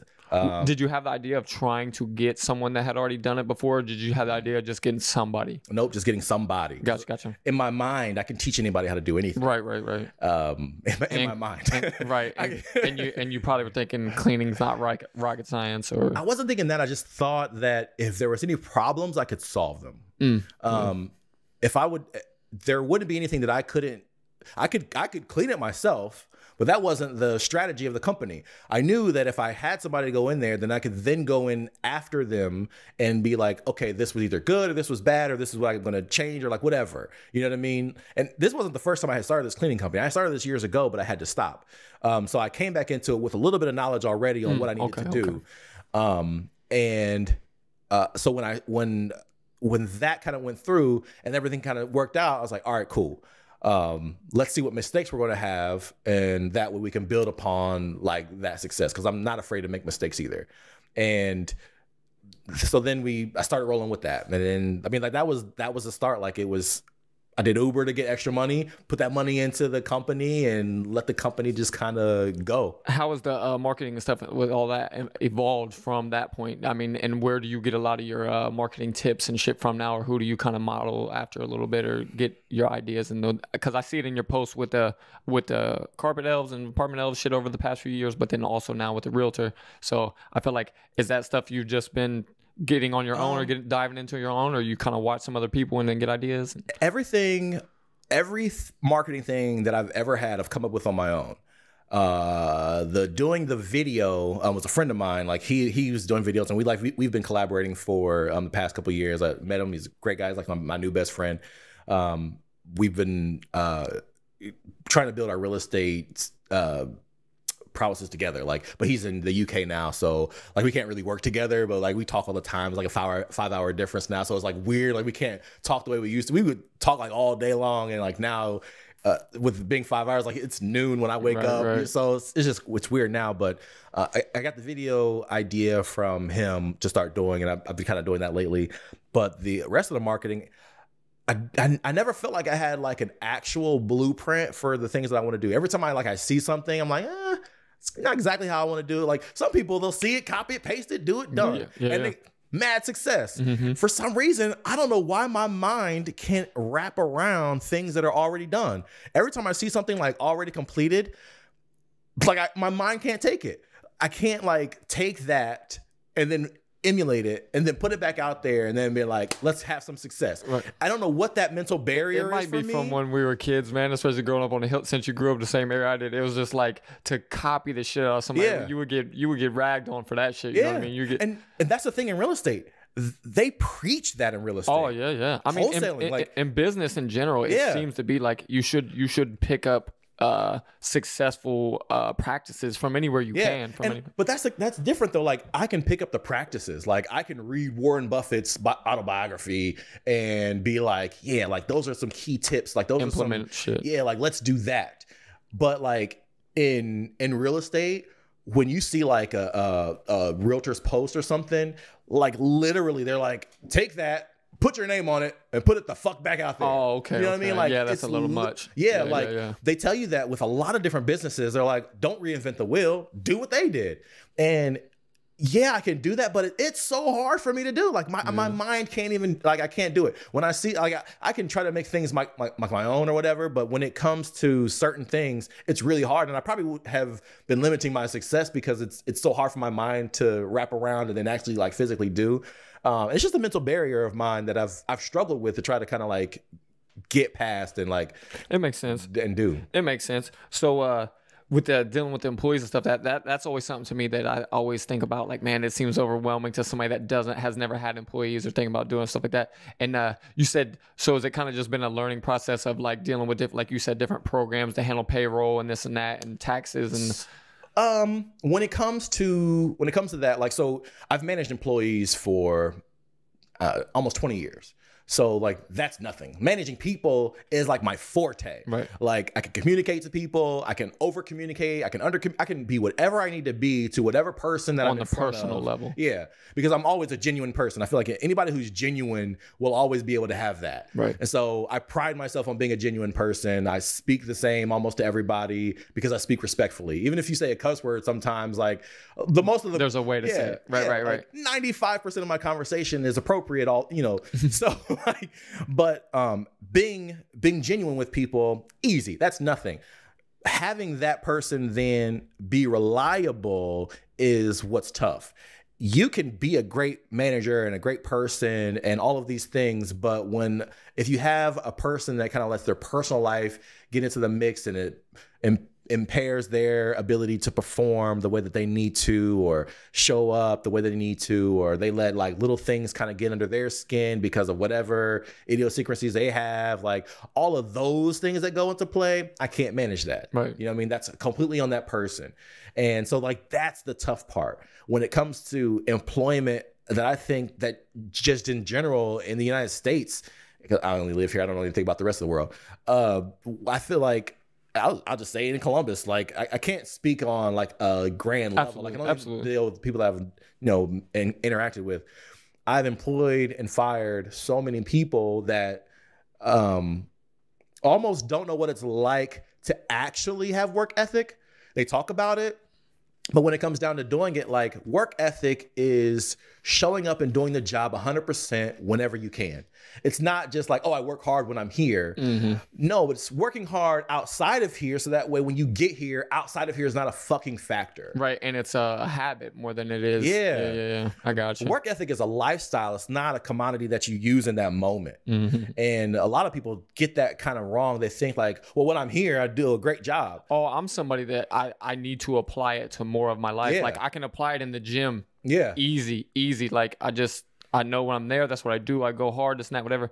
But in other areas, it's very easy for me to bullshit or do things half-assed and stuff like that. So I get it. I get it what you're saying 100%. So have you, outside of like the personal side of it, have you had to, like I said, evolve and have you found better ways to deal with like the money side of things and using different programs and this and that, whatever? And has that gotten easier? Is that still, especially now with technology, is that something that's a little bit easier for you to the payroll, that type of thing? Or do you handle it a lot without programs and shit? It's actually it's tricky because technology makes it so easy to do certain things. And it also makes it easy for you to have ADD. So like you can find something that works and then it's like, squirrel, oh, that probably could work. All right, gotcha. Oh, that probably could work. Oh, wait a minute, that probably could work. So it's like you gotta pick one and choose it and stick with it. And so like I've stuck with things that have cost me a lot of money that I'm like, damn, I should have changed when I seen that other thing the first time. You know what I mean? It's hard to find the right thing that works in that and when you need it. So I feel like I kind of don't focus on that too much. Like it's gonna always be a thing. I don't know if it's ever gonna be easy or hard. And hindsight will always be 20/20 on that. So it's tricky. Did you always have the mindset of starting business and stuff, even like when you were younger as a kid and stuff? Okay. 100%. Okay, gotcha. Real estate, actually, in fact. And why that? Yeah, I wanted to ask that earlier too. Why? I mean, I get it why, but I'm saying why for you. When my mom used to go pay rent to our landlord when I was a kid, I always wondered why. Like, why? What are we doing? You know what I mean? Like, my mom was open and honest about like all of our, not like all of our money, like to the point where it was like I was stressing me out as a kid, right, but only to educate me. Mm-hmm. When we would go pay rent, she explained me the process and, oh, why the fuck do we gotta go do that? Like, you know what I mean? Like when you start knowing more about something, then you have more questions about it. Absolutely. So I'm like, well, why don't we own this place? Or why don't we do this? And then eventually my mom bought a house and we just paid a bank like that. That made sense to me because like that was what she had then represented to me was the process. We weren't paying an individual. And then I was like, well, why don't we become the individual that gets paid? You know, that seems very lucrative to me. And so like, these are the thoughts that I'm having as a kid in elementary school. Also inspired by this movie called Kidco, which came out in 1984, which has always been like the cornerstone of my mindset of owning a business. But it's look that movie up and it's stupid and corny. It's probably like an hour and 15 minutes long, but it's like just a 80s movie. but it was about these kids who needed to save their house, and he created this fertilizer company, and it was something ended up being a lawsuit instead of Goonies, where you're going to go find treasure. Right. I like it. It's way more practical. I like it. But that's always been me about wanting to have a business and wanting to have my own. Sounds like I need to show that to my daughter and son instead of Goonies. She's probably not going to like it. That's fine. That's fine. She's probably going to get forced to watch it anyways. She's probably going to think it's the stupidest movie ever. But it was, for me, I don't know what was it about that movie, but I just loved it. And I just loved how he started a business. And then in 5th grade, in math class, we had to create these little businesses, and we were learning about money, and the team that I was on, we won. And it's not like the cliche, like, oh, we won, you know what I mean? Like, but we happened to do a very good job. We had to make a store and choose what we were going to sell, and all that, blah, blah, blah. That's Highland Elementary. So, like, then that like fueled it even more. And it was just always something I want to do. In middle school, I called myself $1 Billion Bridgewater because I wanted to be a billionaire one day. And I'm like, I'm going to do everything that I can in my power to become a billionaire. So I used to call myself $1 Billion Bridgewater. And that was it. A scary ass thing that just makes me think of that I saw the other day, where I was like, and maybe this isn't scary to everybody, maybe it's scary to me, similar to like what we were talking about with stuff with you. I saw a thing where somebody said they went to like one of those Lewis Howes mastermind conferences and this and that, whatever. And one of the speakers there said something along the lines of when you die, and when you're dealing with the whole like heaven, hell, what is heaven, hell, and this and that, whatever, he was saying like he thinks that when you die, you're face to face with yourself, and the person that you see is your full potential, who you could have been or should have been. Wow. And heaven is seeing that person and feeling like you lived up to it or close to it. And hell is dealing with knowing that for eternity. Damn, that's deep. Yeah, and I was like, oh shit. Like, it kind of hit me, and I was kind of talking to my wife about it last night. I'm like, damn, like, that's something that definitely, if you feel like you're bullshitting on some things, what a motivator to like do better. Yeah. And I was like, holy shit, like, yeah, if you're bullshitting, that hurts. Like, that hurts. That's another thing. That's tough, because there are days where like like my wife will try to get me to stop. She knows that like if I'm stressing out about something, and I told her and I have had conversations about like, I know what stress is. I know that it's now, I wouldn't say like useless, but it's a form of paranoia that doesn't add any value. Absolutely. Shit. And I won't say it's useless, because sometimes you can use that stress to kind of like motivate you to do more, but it doesn't add value in the way where it presents you with so much opportunity to do better. It only like pauses you and makes you think about the problems. And unless you can take that and think about the solutions, then it's of no value to you. Absolutely. So like sometimes I'll be stressed out and I'll be thinking about like, damn, I wish I should be doing this. Like I'll have days where I'll do carpet cleaning and I'll have made, I don't know, $1,500 in that day. And then like that'll be like my 9 to 5 day, right?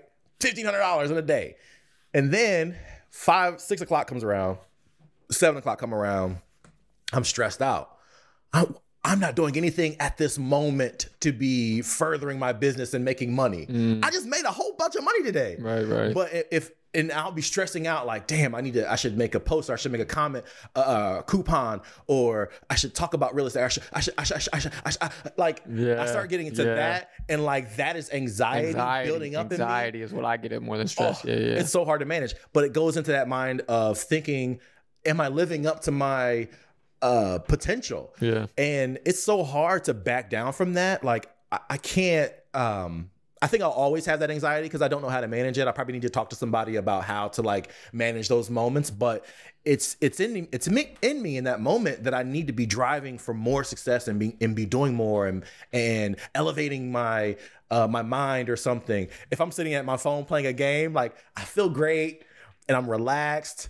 And then all of a sudden, you should be watching a YouTube video about how you can be smarter about something. Like posting or, no, I just had a conversation with my wife about this, and then also I think I've talked to a few other people recently about it. Maybe Luis here and a couple other people, where it's like it's almost too where like I coined it the Gary V effect, because it's like hustle. What are you doing with your downtime? You could be doing this. You could be posting. You could be putting this to your story. You need to be putting out this many amount of content. And in a way, I'm like, what we probably have to do a lot of times is remind ourselves, first of all, we're not the same as everybody else. First of all, we're not Gary Vee, this night, whatever. Right.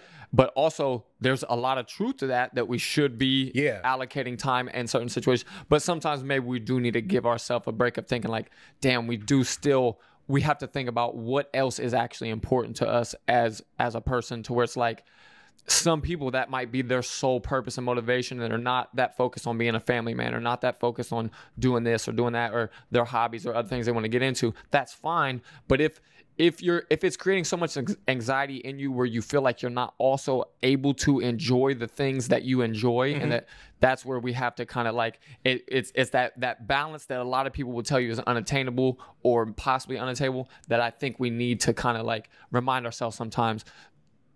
Don't put anxiety on yourself that you're creating. Yeah. You know what I mean? So like I started, I say I need to talk to somebody about it, but like in the meantime, I've attached, I don't know if we said this on camera or not, but like we're talking about like attaching a why. And so I started attaching like different whys, but to different actions that I would do. So like if I'm playing a game, my why is because I need this moment to decompress. Right. You know, like I feel like those moments are necessary, and I really add value in time. Like, you know, like a lot of people will value alone time and stuff like that. And I really value like on a high level. And so like the little moments that I can kind of take to myself and be like, oh, I'm just going to play this video game. It completely is opposite of anything else that I should be doing right now, because I need it. But it's needed. Opposite. Yeah. Like I need this to not be worrying about business at this moment. So that way my mind is fresh enough to then when it is time to worry about business, then I can focus on it. Yeah. And that's what I'm kind of like starting to tell myself. And I was telling my wife, because I just like, I'm not the person, like, I don't even like using words like anxiety, depression, this, that, whatever, any type of thing. And I don't, for the most part, deal with any of that stuff. But I do deal now with a little bit of anxiety, thinking like, man, I should be doing this for the podcast. I should be watching something about real estate. I should be this, like, I should be doing these things. And at times it's like, it's 1000% right. Like, you are bullshitting. You need to do something. You need to be doing something. There's a lot of times you should be doing something, Aaron, or you should be doing both. Like, so I believe in time blocking.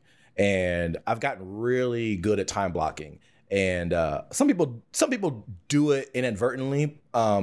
It's all about like kind of like really keeping your appointments when you set them for yourself. Like today, I made time to come here. It was on my list to do today. There wasn't anything else that I was going to schedule during this time, or there wasn't anything else that was going to be in the way of this time. Whatever needed to make sure I got here was going to happen. You know what I mean? So like that's really the core of time blocking just in your life. And a lot of times you have to be able to say like, okay, I'm going to be playing this video game for this amount of time, or I'm going to be doing this because during the times that I've allotted, I've given my everything in that time frame. So, you know, if you define work hours, if you work for yourself, you have to have defined work hours. You can't be like, oh, I'm going to be working all day.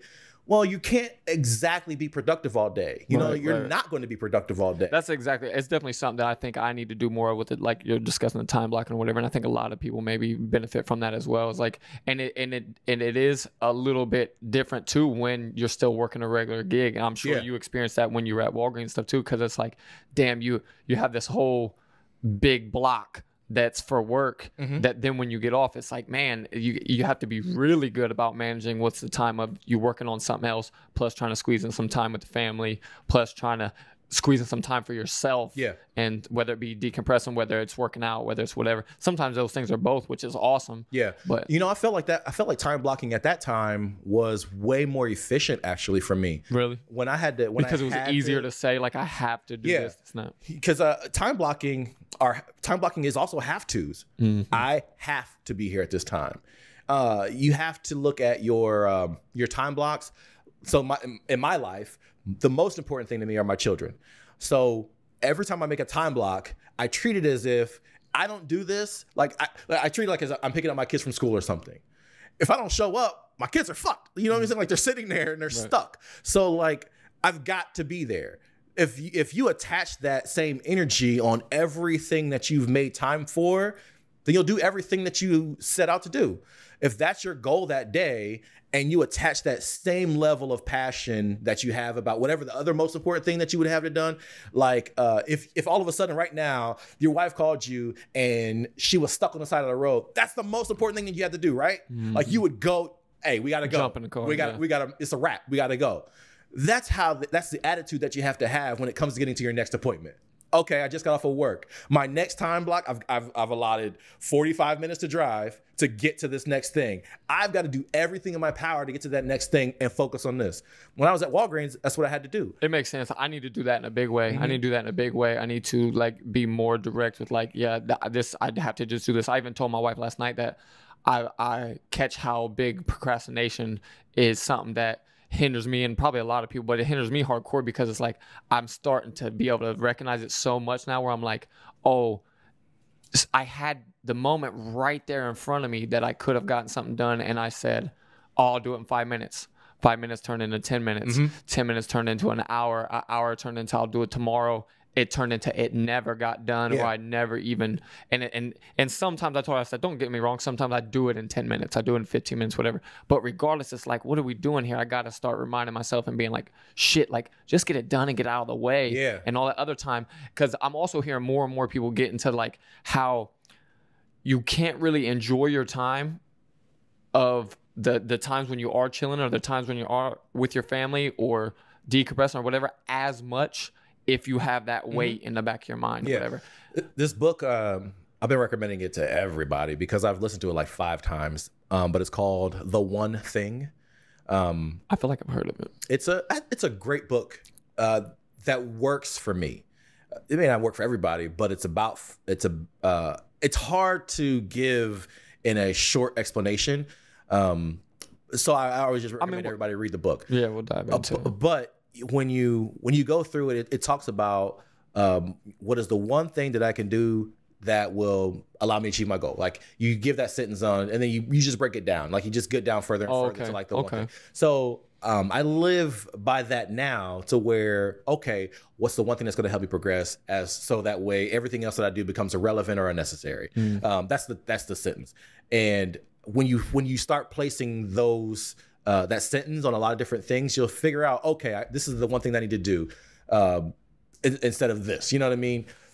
Because the goal with that sentence is what's the one thing I can do right now so as everything else that makes everything else irrelevant or unnecessary to do.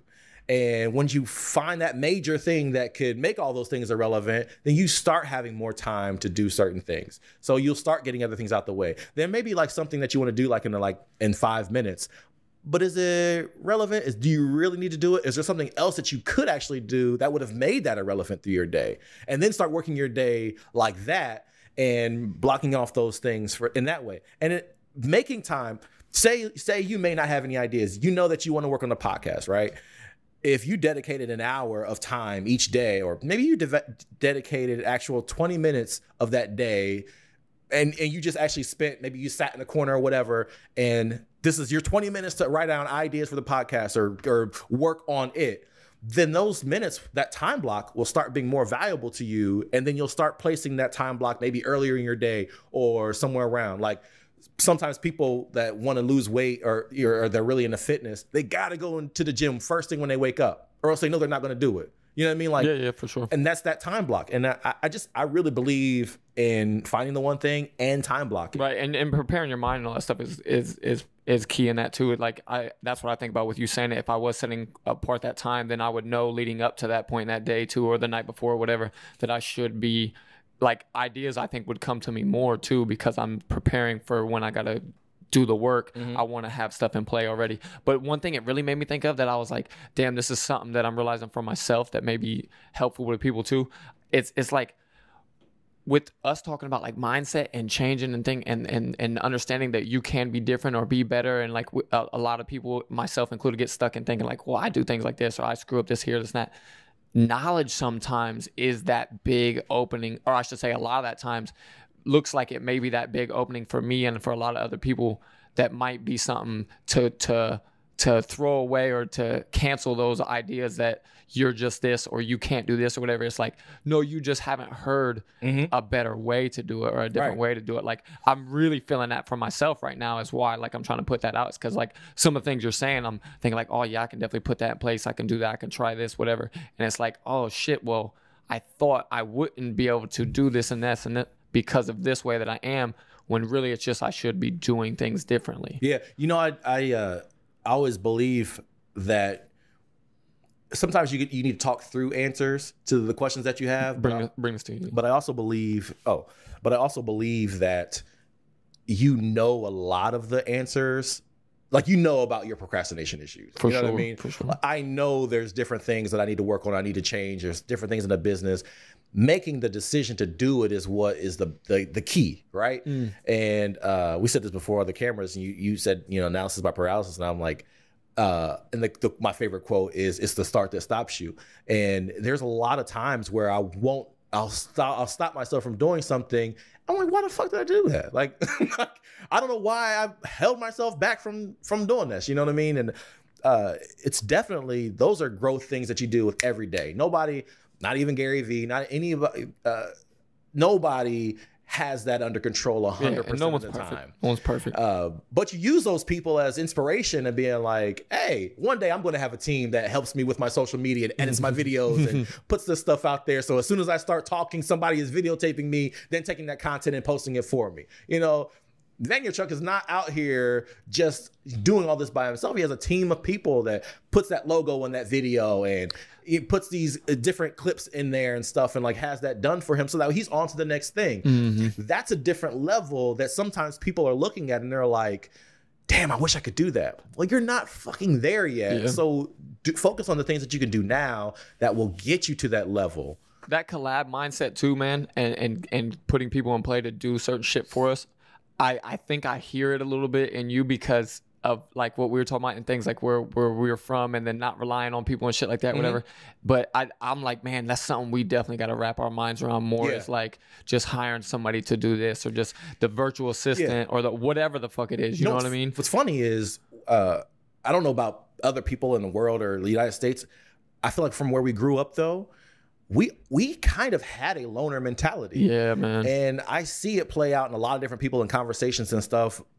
But you'll never, ever hear someone successful talk about doing it alone. I did it alone. You'll never fucking hear that. But you'll always see that.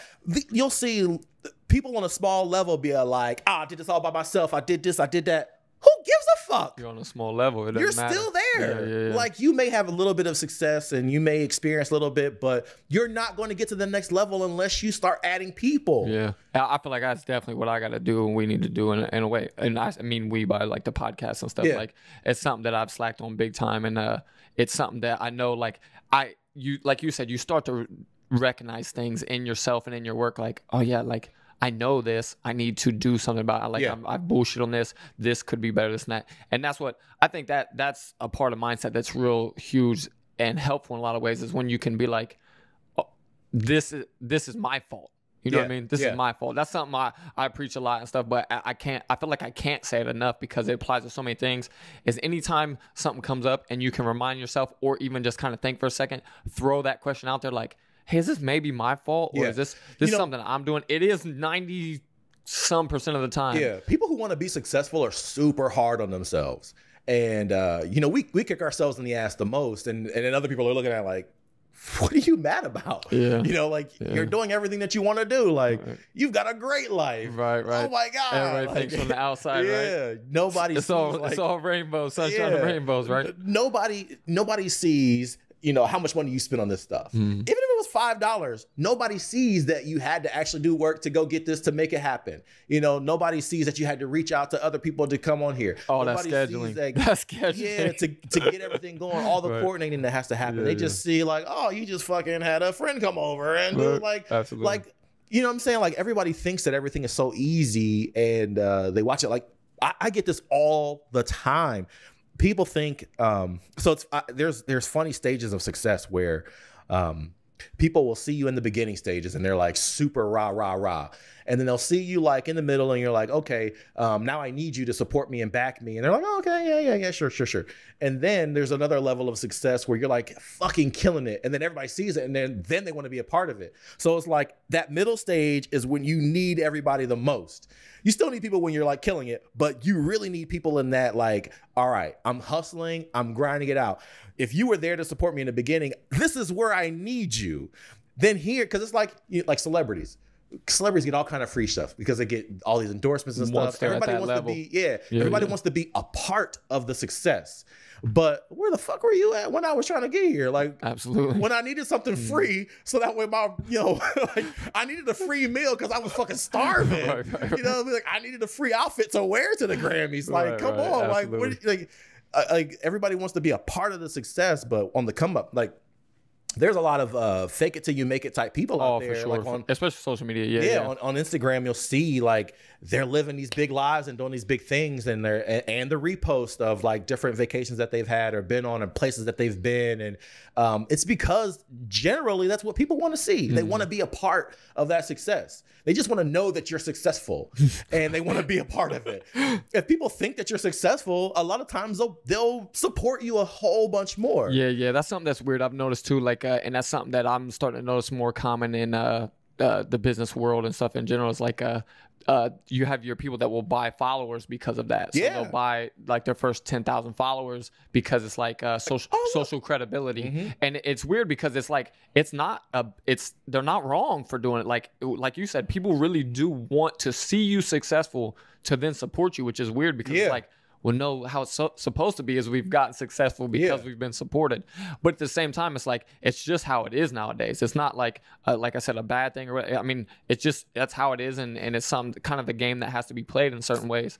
But it sucks. Yeah, it does and it doesn't. Like, I like the mentality that me and you both have, that it's like, we know some things are shitty to a degree, but it's like, it's shitty, but I still have to deal with it. Right. Like you said, it's a speed bump, not a barrier. Yeah. So it's like just a way around it. But so since we've went all kinds of places. It's all good. Tangents. But at the same time, I think people like it too, man, because there's a lot of real conversation in here and a lot of shit that I think everybody kind of thinks about or runs into with themselves.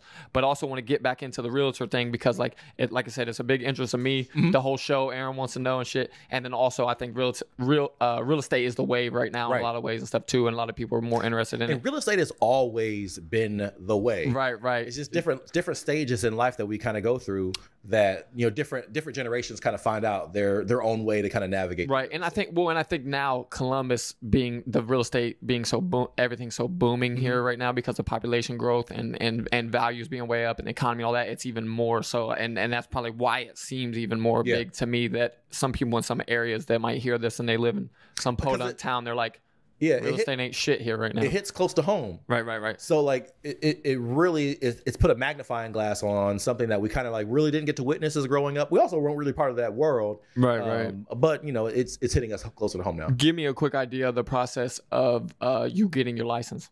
That was it was a quick grind for me. And it was just a gear that I needed to shift. So when I made the decision that I was going to I wanted to get my real estate license. And I had to pay for the schooling, and you can go to Hondros, and it's like, how much was it?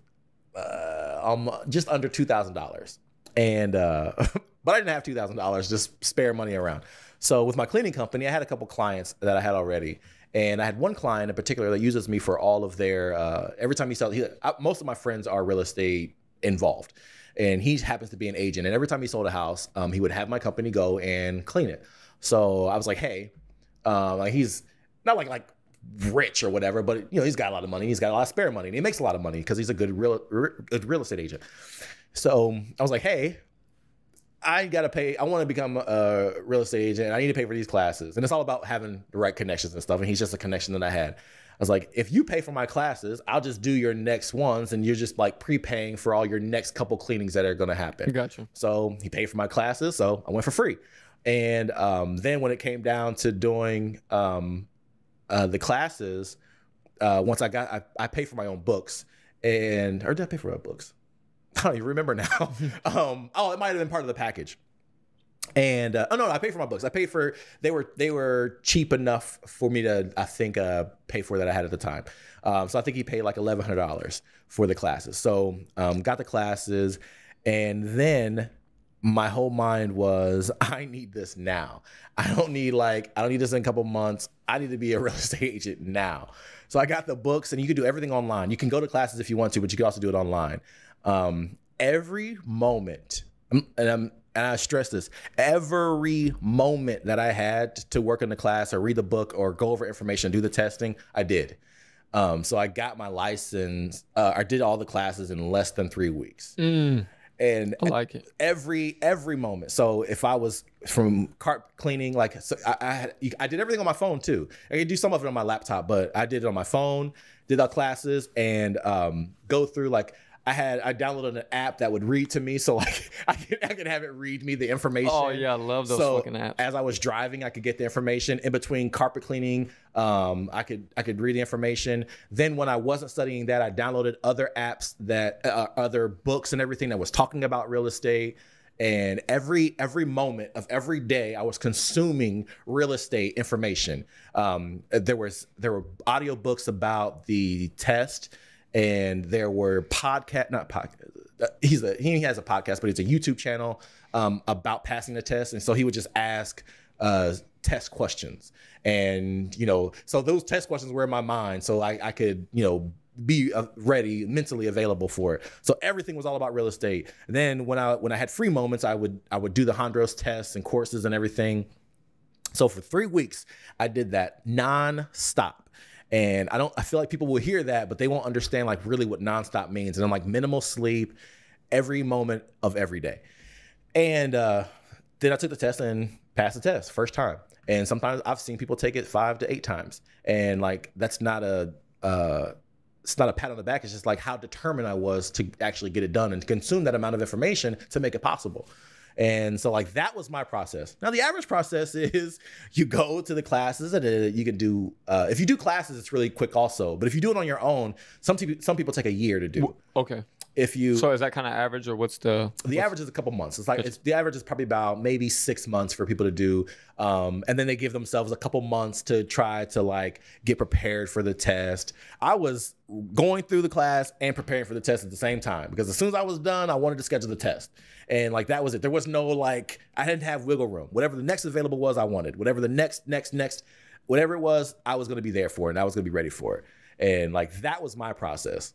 The average process is you go down to Hondros, you take the classes, and 1 class a week, you do some of the studying, you do a little bit online at home. And then through the course of like a month and a half to 2 months, then you can kind of get done with the certification, and then you'll take some time to study for the test. Then you take the test, and that's probably about a 6-month process. Gotcha. And since getting your license, getting involved or something like that, is it something that you're like, you think more people should get their license, or you think it's like, it's maybe something that's a little bit more niche than people realize? That's a loaded question, because not everyone can be a business owner. And I don't say that to like discourage people from trying to be a business owner. If you want to be, like, it's fantastic. But there's so much mental stress that goes involved with owning your own business. And being a real estate agent is owning your own business. You have to be able to communicate with people and talk to people and be personal with people.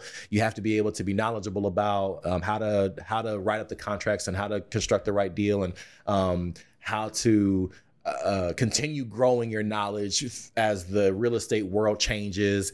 You have to be a good communicator when it comes to putting all the pieces together. There's so many things involved with becoming a real estate agent that a lot of people sometimes will see money before they see the work. Mm-hmm. And that happens with almost like everything. Everyone always sees the money. Life. For sure.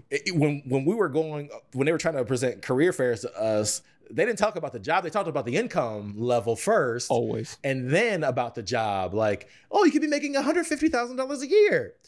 You just have to go and pick up shit and do that. Like, and this much student debt and this many years before you get there. And this work, the work is, like you said, the biggest thing they were missing. So like the the pay for the license is nothing, you know, like that's easy. Some people can do that like in their sleep, whatever. That's nothing.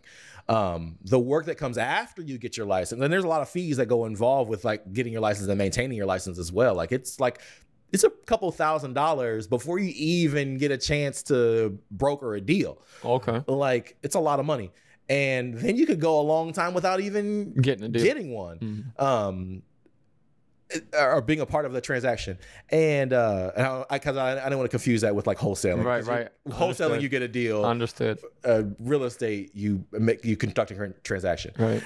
And there's a lot, but I'm actually with a great brokerage, Emerge Real Estate, and through my brokerage, they have such good training and such good help and a good mentorship program that it makes me feel more confident. And I've already brokered my first one, and I'm working on a couple of them. After I leave here, I'm actually going to go show some houses. So that part, like, that's great.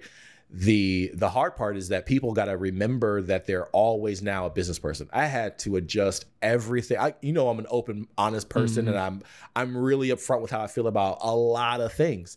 I had to change that. Try to reel it back a little bit. And it's not like I'm being disingenuous now. It's that I can't be as open with my opinion because that could turn someone off to want to do business with me. Right, and you don't want that. Yeah. Right, exactly. I understand 1,000%. Yeah. Like, I'm not like big into politics, but politics, man, is that a fucking hard one to stay away from when everybody is talking about it. And it's like you could have a small opinion about something and it will have nothing to do with politics. Like I was in in this dad group and somebody said something about going to a park or something. And then just somebody was like, well, these liberals. I was like, what the fuck does this have to do with politics? Like, and then you would just like want to remove yourself from that thread because you're like, damn, I can't be a part of anything like now that people are talking about. And you've got to really walk a fine line when it comes to social media now. And it's really hard for me to do because like I'm so opinionated and I don't answer to anybody. So like, it's really hard for me to check myself and it's really tough. So like there's a lot of mental toughness that goes with becoming a real estate agent or owning a business that a lot of people have to think about. So it's not like, and then like getting into the numbers and does your lifestyle support you being able to be a real estate agent? Does it support you going into business? Does it support anything? How is your childcare? Like, there's so many factors that go involved. So like I know I don't recommend it to everybody because it takes a special person. I'm not like saying I'm special, but it takes special circumstances to make certain things happen. And Right. And I necessarily wasn't saying everybody, but I was just like kind of getting at more people, or is it something? But your answer is perfect. I also was thinking about with you saying that and talking about the brokerage and all that. That was something that I just learned like this morning as I'm watching videos and stuff like that too, is that I didn't know you have to sign. Yeah. With, like you have to. It's not you can just get your license and be this freelance real estate. Yeah. A lot of people don't know that too. Like, and that was something I had to find out. Yeah. So like, and I was telling you the route before why I became a real estate agent was because I wanted to be a property management. I didn't know that your broker has to be part of you wanting to be a property manager. You have to choose a brokerage that allows that to happen. So do you have to give them a cut? Or how's it going to go once you get to that point? The brokerage comes involved because you have to have like an escrow account, and they control the escrow account. So they have to allow that they have to allow the facilitation of those funds. And now there's ways around it where I can still do it and everything, and I don't have to worry about it. But anyways, there's a lot of things like that are involved with it. Like you don't just then become it and then you're like your own boss and then like that's it. You're still answering to someone. Right. You know what? And I know I keep getting off track, but like that's another thing that people kind of also forget. Like there's an arrogance about people who are business owners and they feel like I don't answer to anybody. Like you're always answering to a customer. You're always answering to somebody. And so I hate when a lot of business owners will have that arrogance about them. Like I'm my own boss and I do this and this and that. And they speak with that kind of it drives me up the wall because it's that loner mentality again. I guess I keep trying to fight. Like everyone always wants to be alone. They think that they can do everything by themselves, and it's just not. It's not the case. Like you may have come up on your own, and you may have sparked an idea, and you've done something. You follow through with it. Like a lot of people feel like I have I have done a lot of this on my own, and I had to get to a point to then I could need people. Like, yeah, that's true. But you gotta, the goal is to get to be with people. Yeah. And you have to play your part in every situation. Yeah. I get what you're saying. I'm a good role player, I think. And so maybe that might be, I don't know, maybe I'm the ignorant one, and other people are just better mindset than me, and they can be alone. Right. But I just don't feel like that's the route. I guess the level of arrogance when it comes to that is what annoys me more than anything, because everyone feels like that's the way, and like that's such a great thing, and like it's to be admired that I'm my own boss and I do this and I do that. Well, you still need people. Yeah, and it is to a degree, but I see your side as well too. So let me also ask you too then, is once you become a real estate agent, you're licensed, all that, is there access to certain things or programs or listings or whatever that comes along with that are exclusive to only people with their license? So the only thing that's kind of exclusive is the MLS. Okay. And you can't pay for that or anything as someone who doesn't have their license? No, you have to be affiliated within real estate. Like you have to either have somebody on your team or something. Like you could like, I could own a business and have a real estate agent on my team, and then I have access to it, right? Right. But yes, you still need to be a realtor, a licensed realtor to be part of that. Like there's bankers and stuff. Like there's a lot of loopholes around it where they have special access.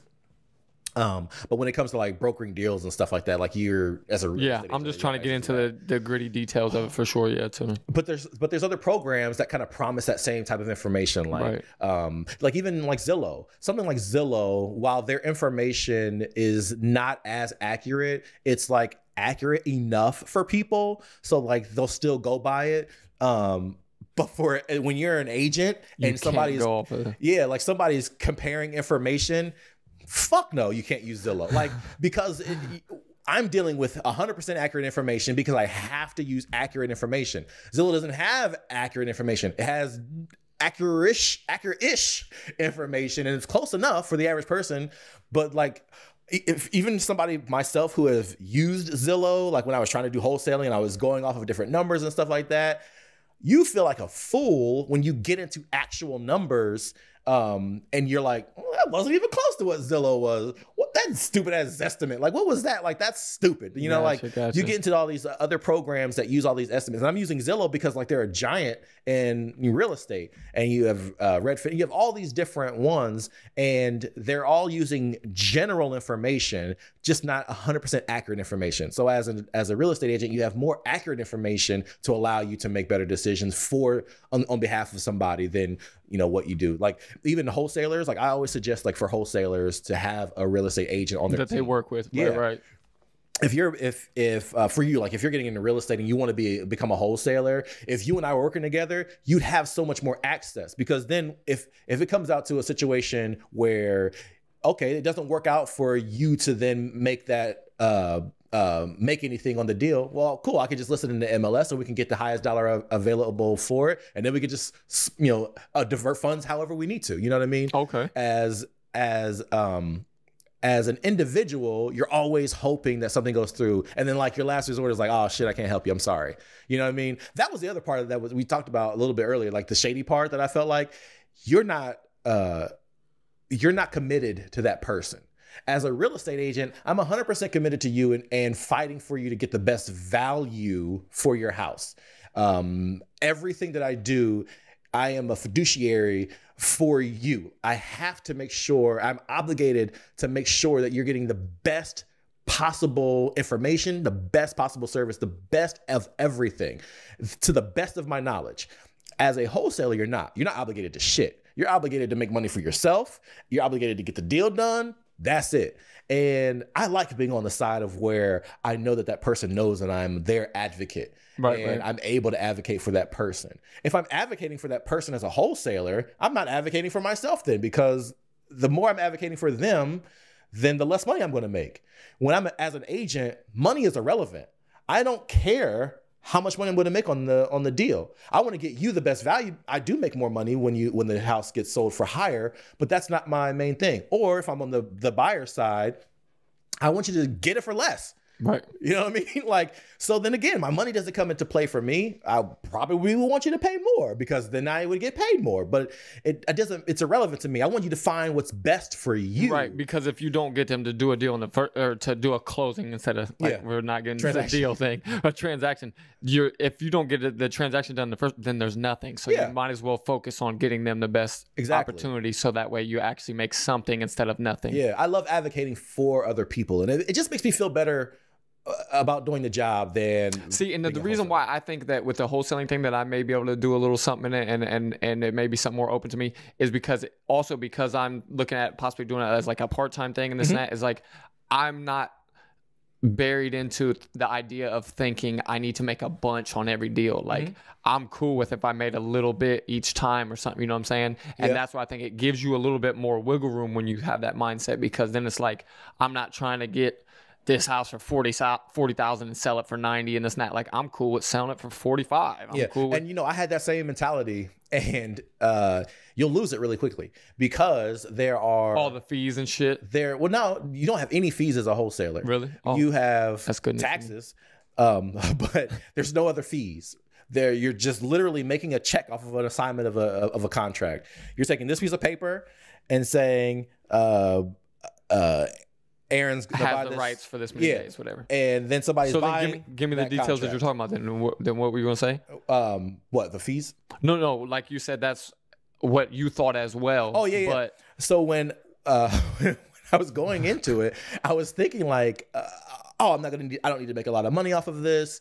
When you start realizing how far and few between those actual deals are, then you'll start wanting to make as much money as you can on each one. Because of all the money spent in advertising and all that? Yeah, you spend a lot.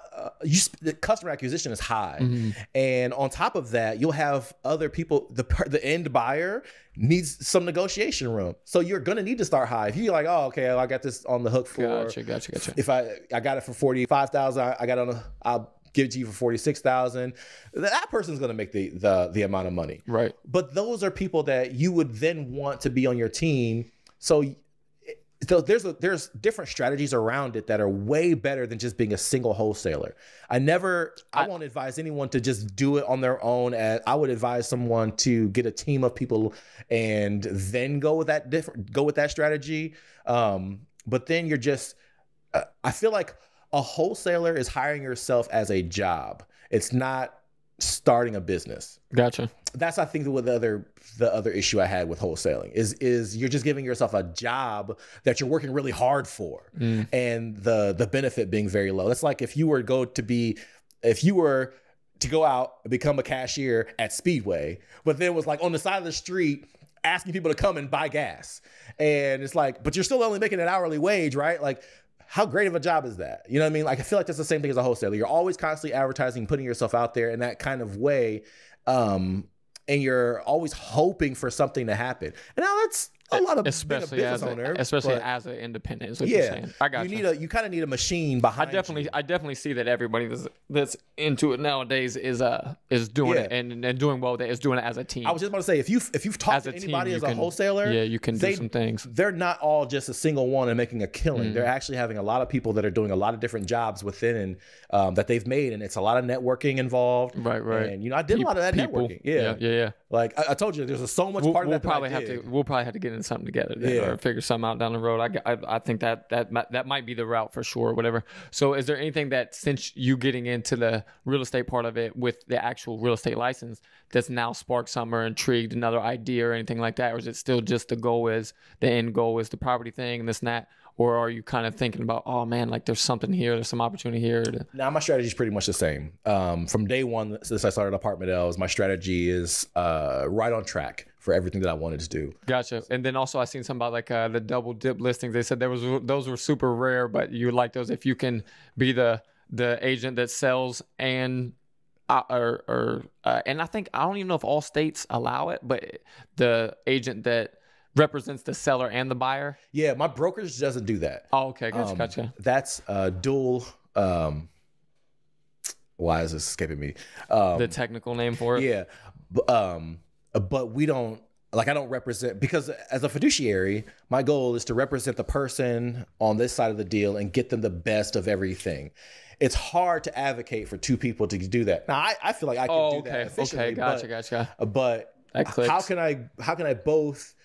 how can I make sure that both of you are getting the best deal possible? One of you are going to feel fucked. Right. The money. The waters get muddied there. Either you're going to feel like you paid too much, or you feel like you didn't get enough, or vice versa, whatever the case is going to be. And if I'm trying to do that for both of you, and then I'm the middleman, if one of you end upset, then I might lose you in the future. And I want both of you to use me.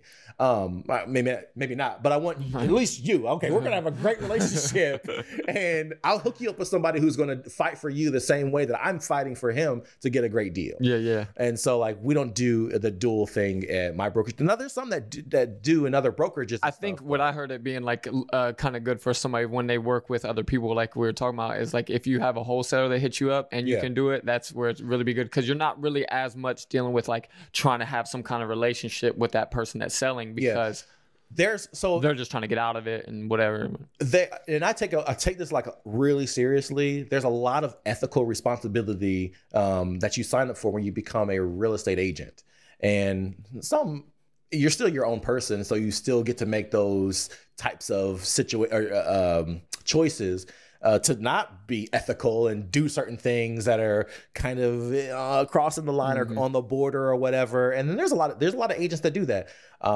For me, I wouldn't, just because it's huge for me. Like those ethics, like it's not worth it to you. I love being bound by ethics. In my company, I'm bound by certain ethics. In real estate, I'm bound by certain ethics. It's a fallback for me. It's like I did that because I feel good about it, and like I did that for the right reason. Yeah, I don't know about you, but in the ways I fall back on, and maybe it's why we're not so concerned with numbers or money, a certain money amount or this and that, whatever, is like I always feel like if I can fall back on the fact that I take care of people, I treat people the right way, I'm a good person. Yeah. Fuck everything else. I'll be good. Right. I'll be good if I know I'm living the right way, doing the right things. And it's weird how when you do, then the opportunities have come or things happen. Like, you know what I mean? I'm so not stressed out. I'm never stressed out about like a customer interaction. Like even being genuine and like saying like a fuck here and there or whatever. You know what I mean? Like I have a potty mouth, but when I'm genuine, the fucks come out of them. You know what I'm saying? Right. So then they open up. Yeah, like it's just, and I'm not like I'm the first person that says it. I'm not walking around with a dirty mouth just talking shit to everybody. I'm respectful and everything. But I'm so genuine with them, and I'm ethically bound as just a genuine person,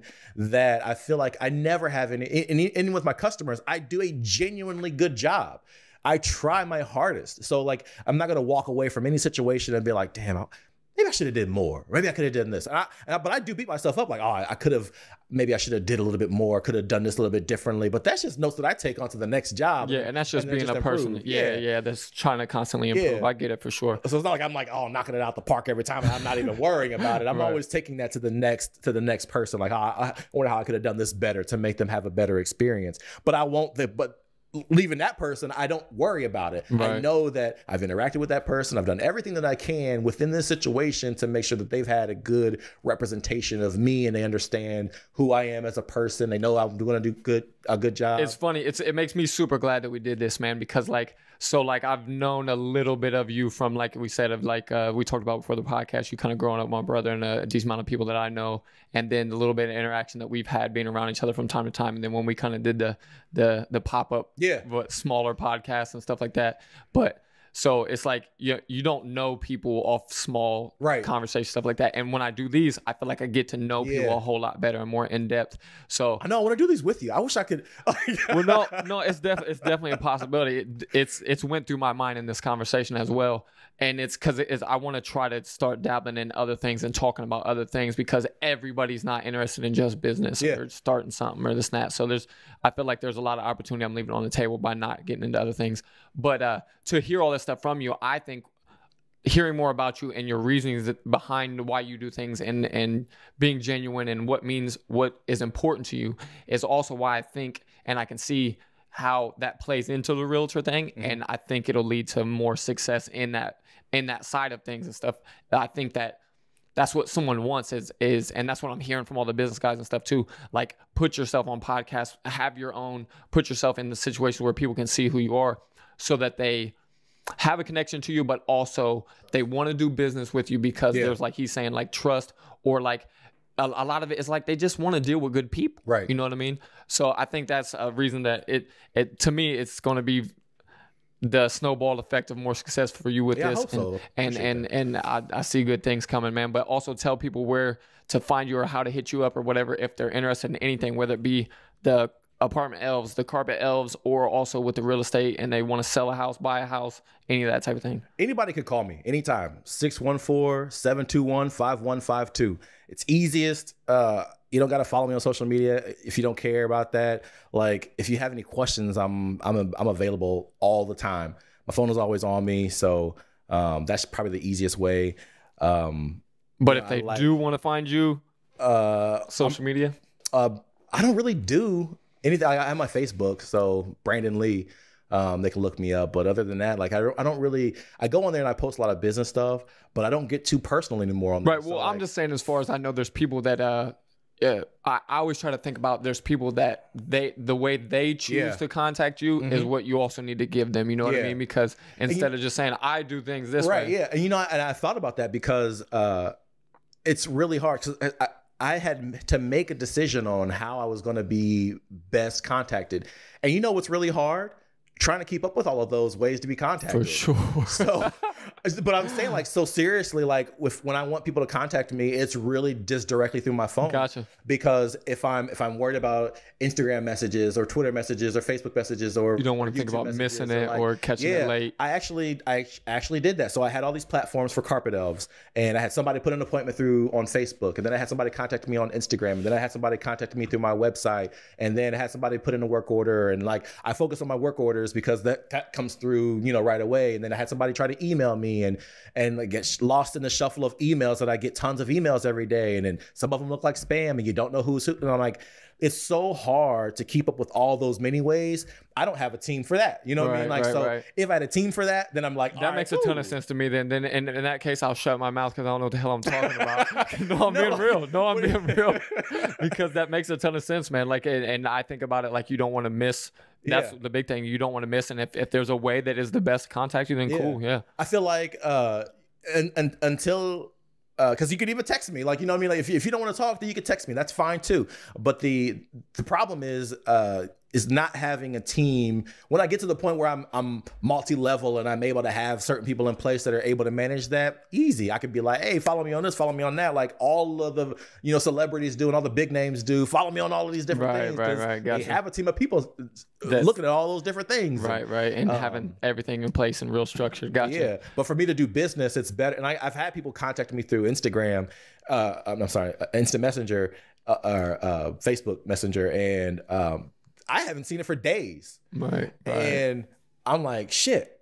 I didn't know that you contacted me. Like, my phone number is literally on everything. Like, I'm a phone call away. It's crazy. It's definitely easy to miss a notification. Yeah. You know what I mean? But yeah, so in that case, everybody hit him up, give him a call.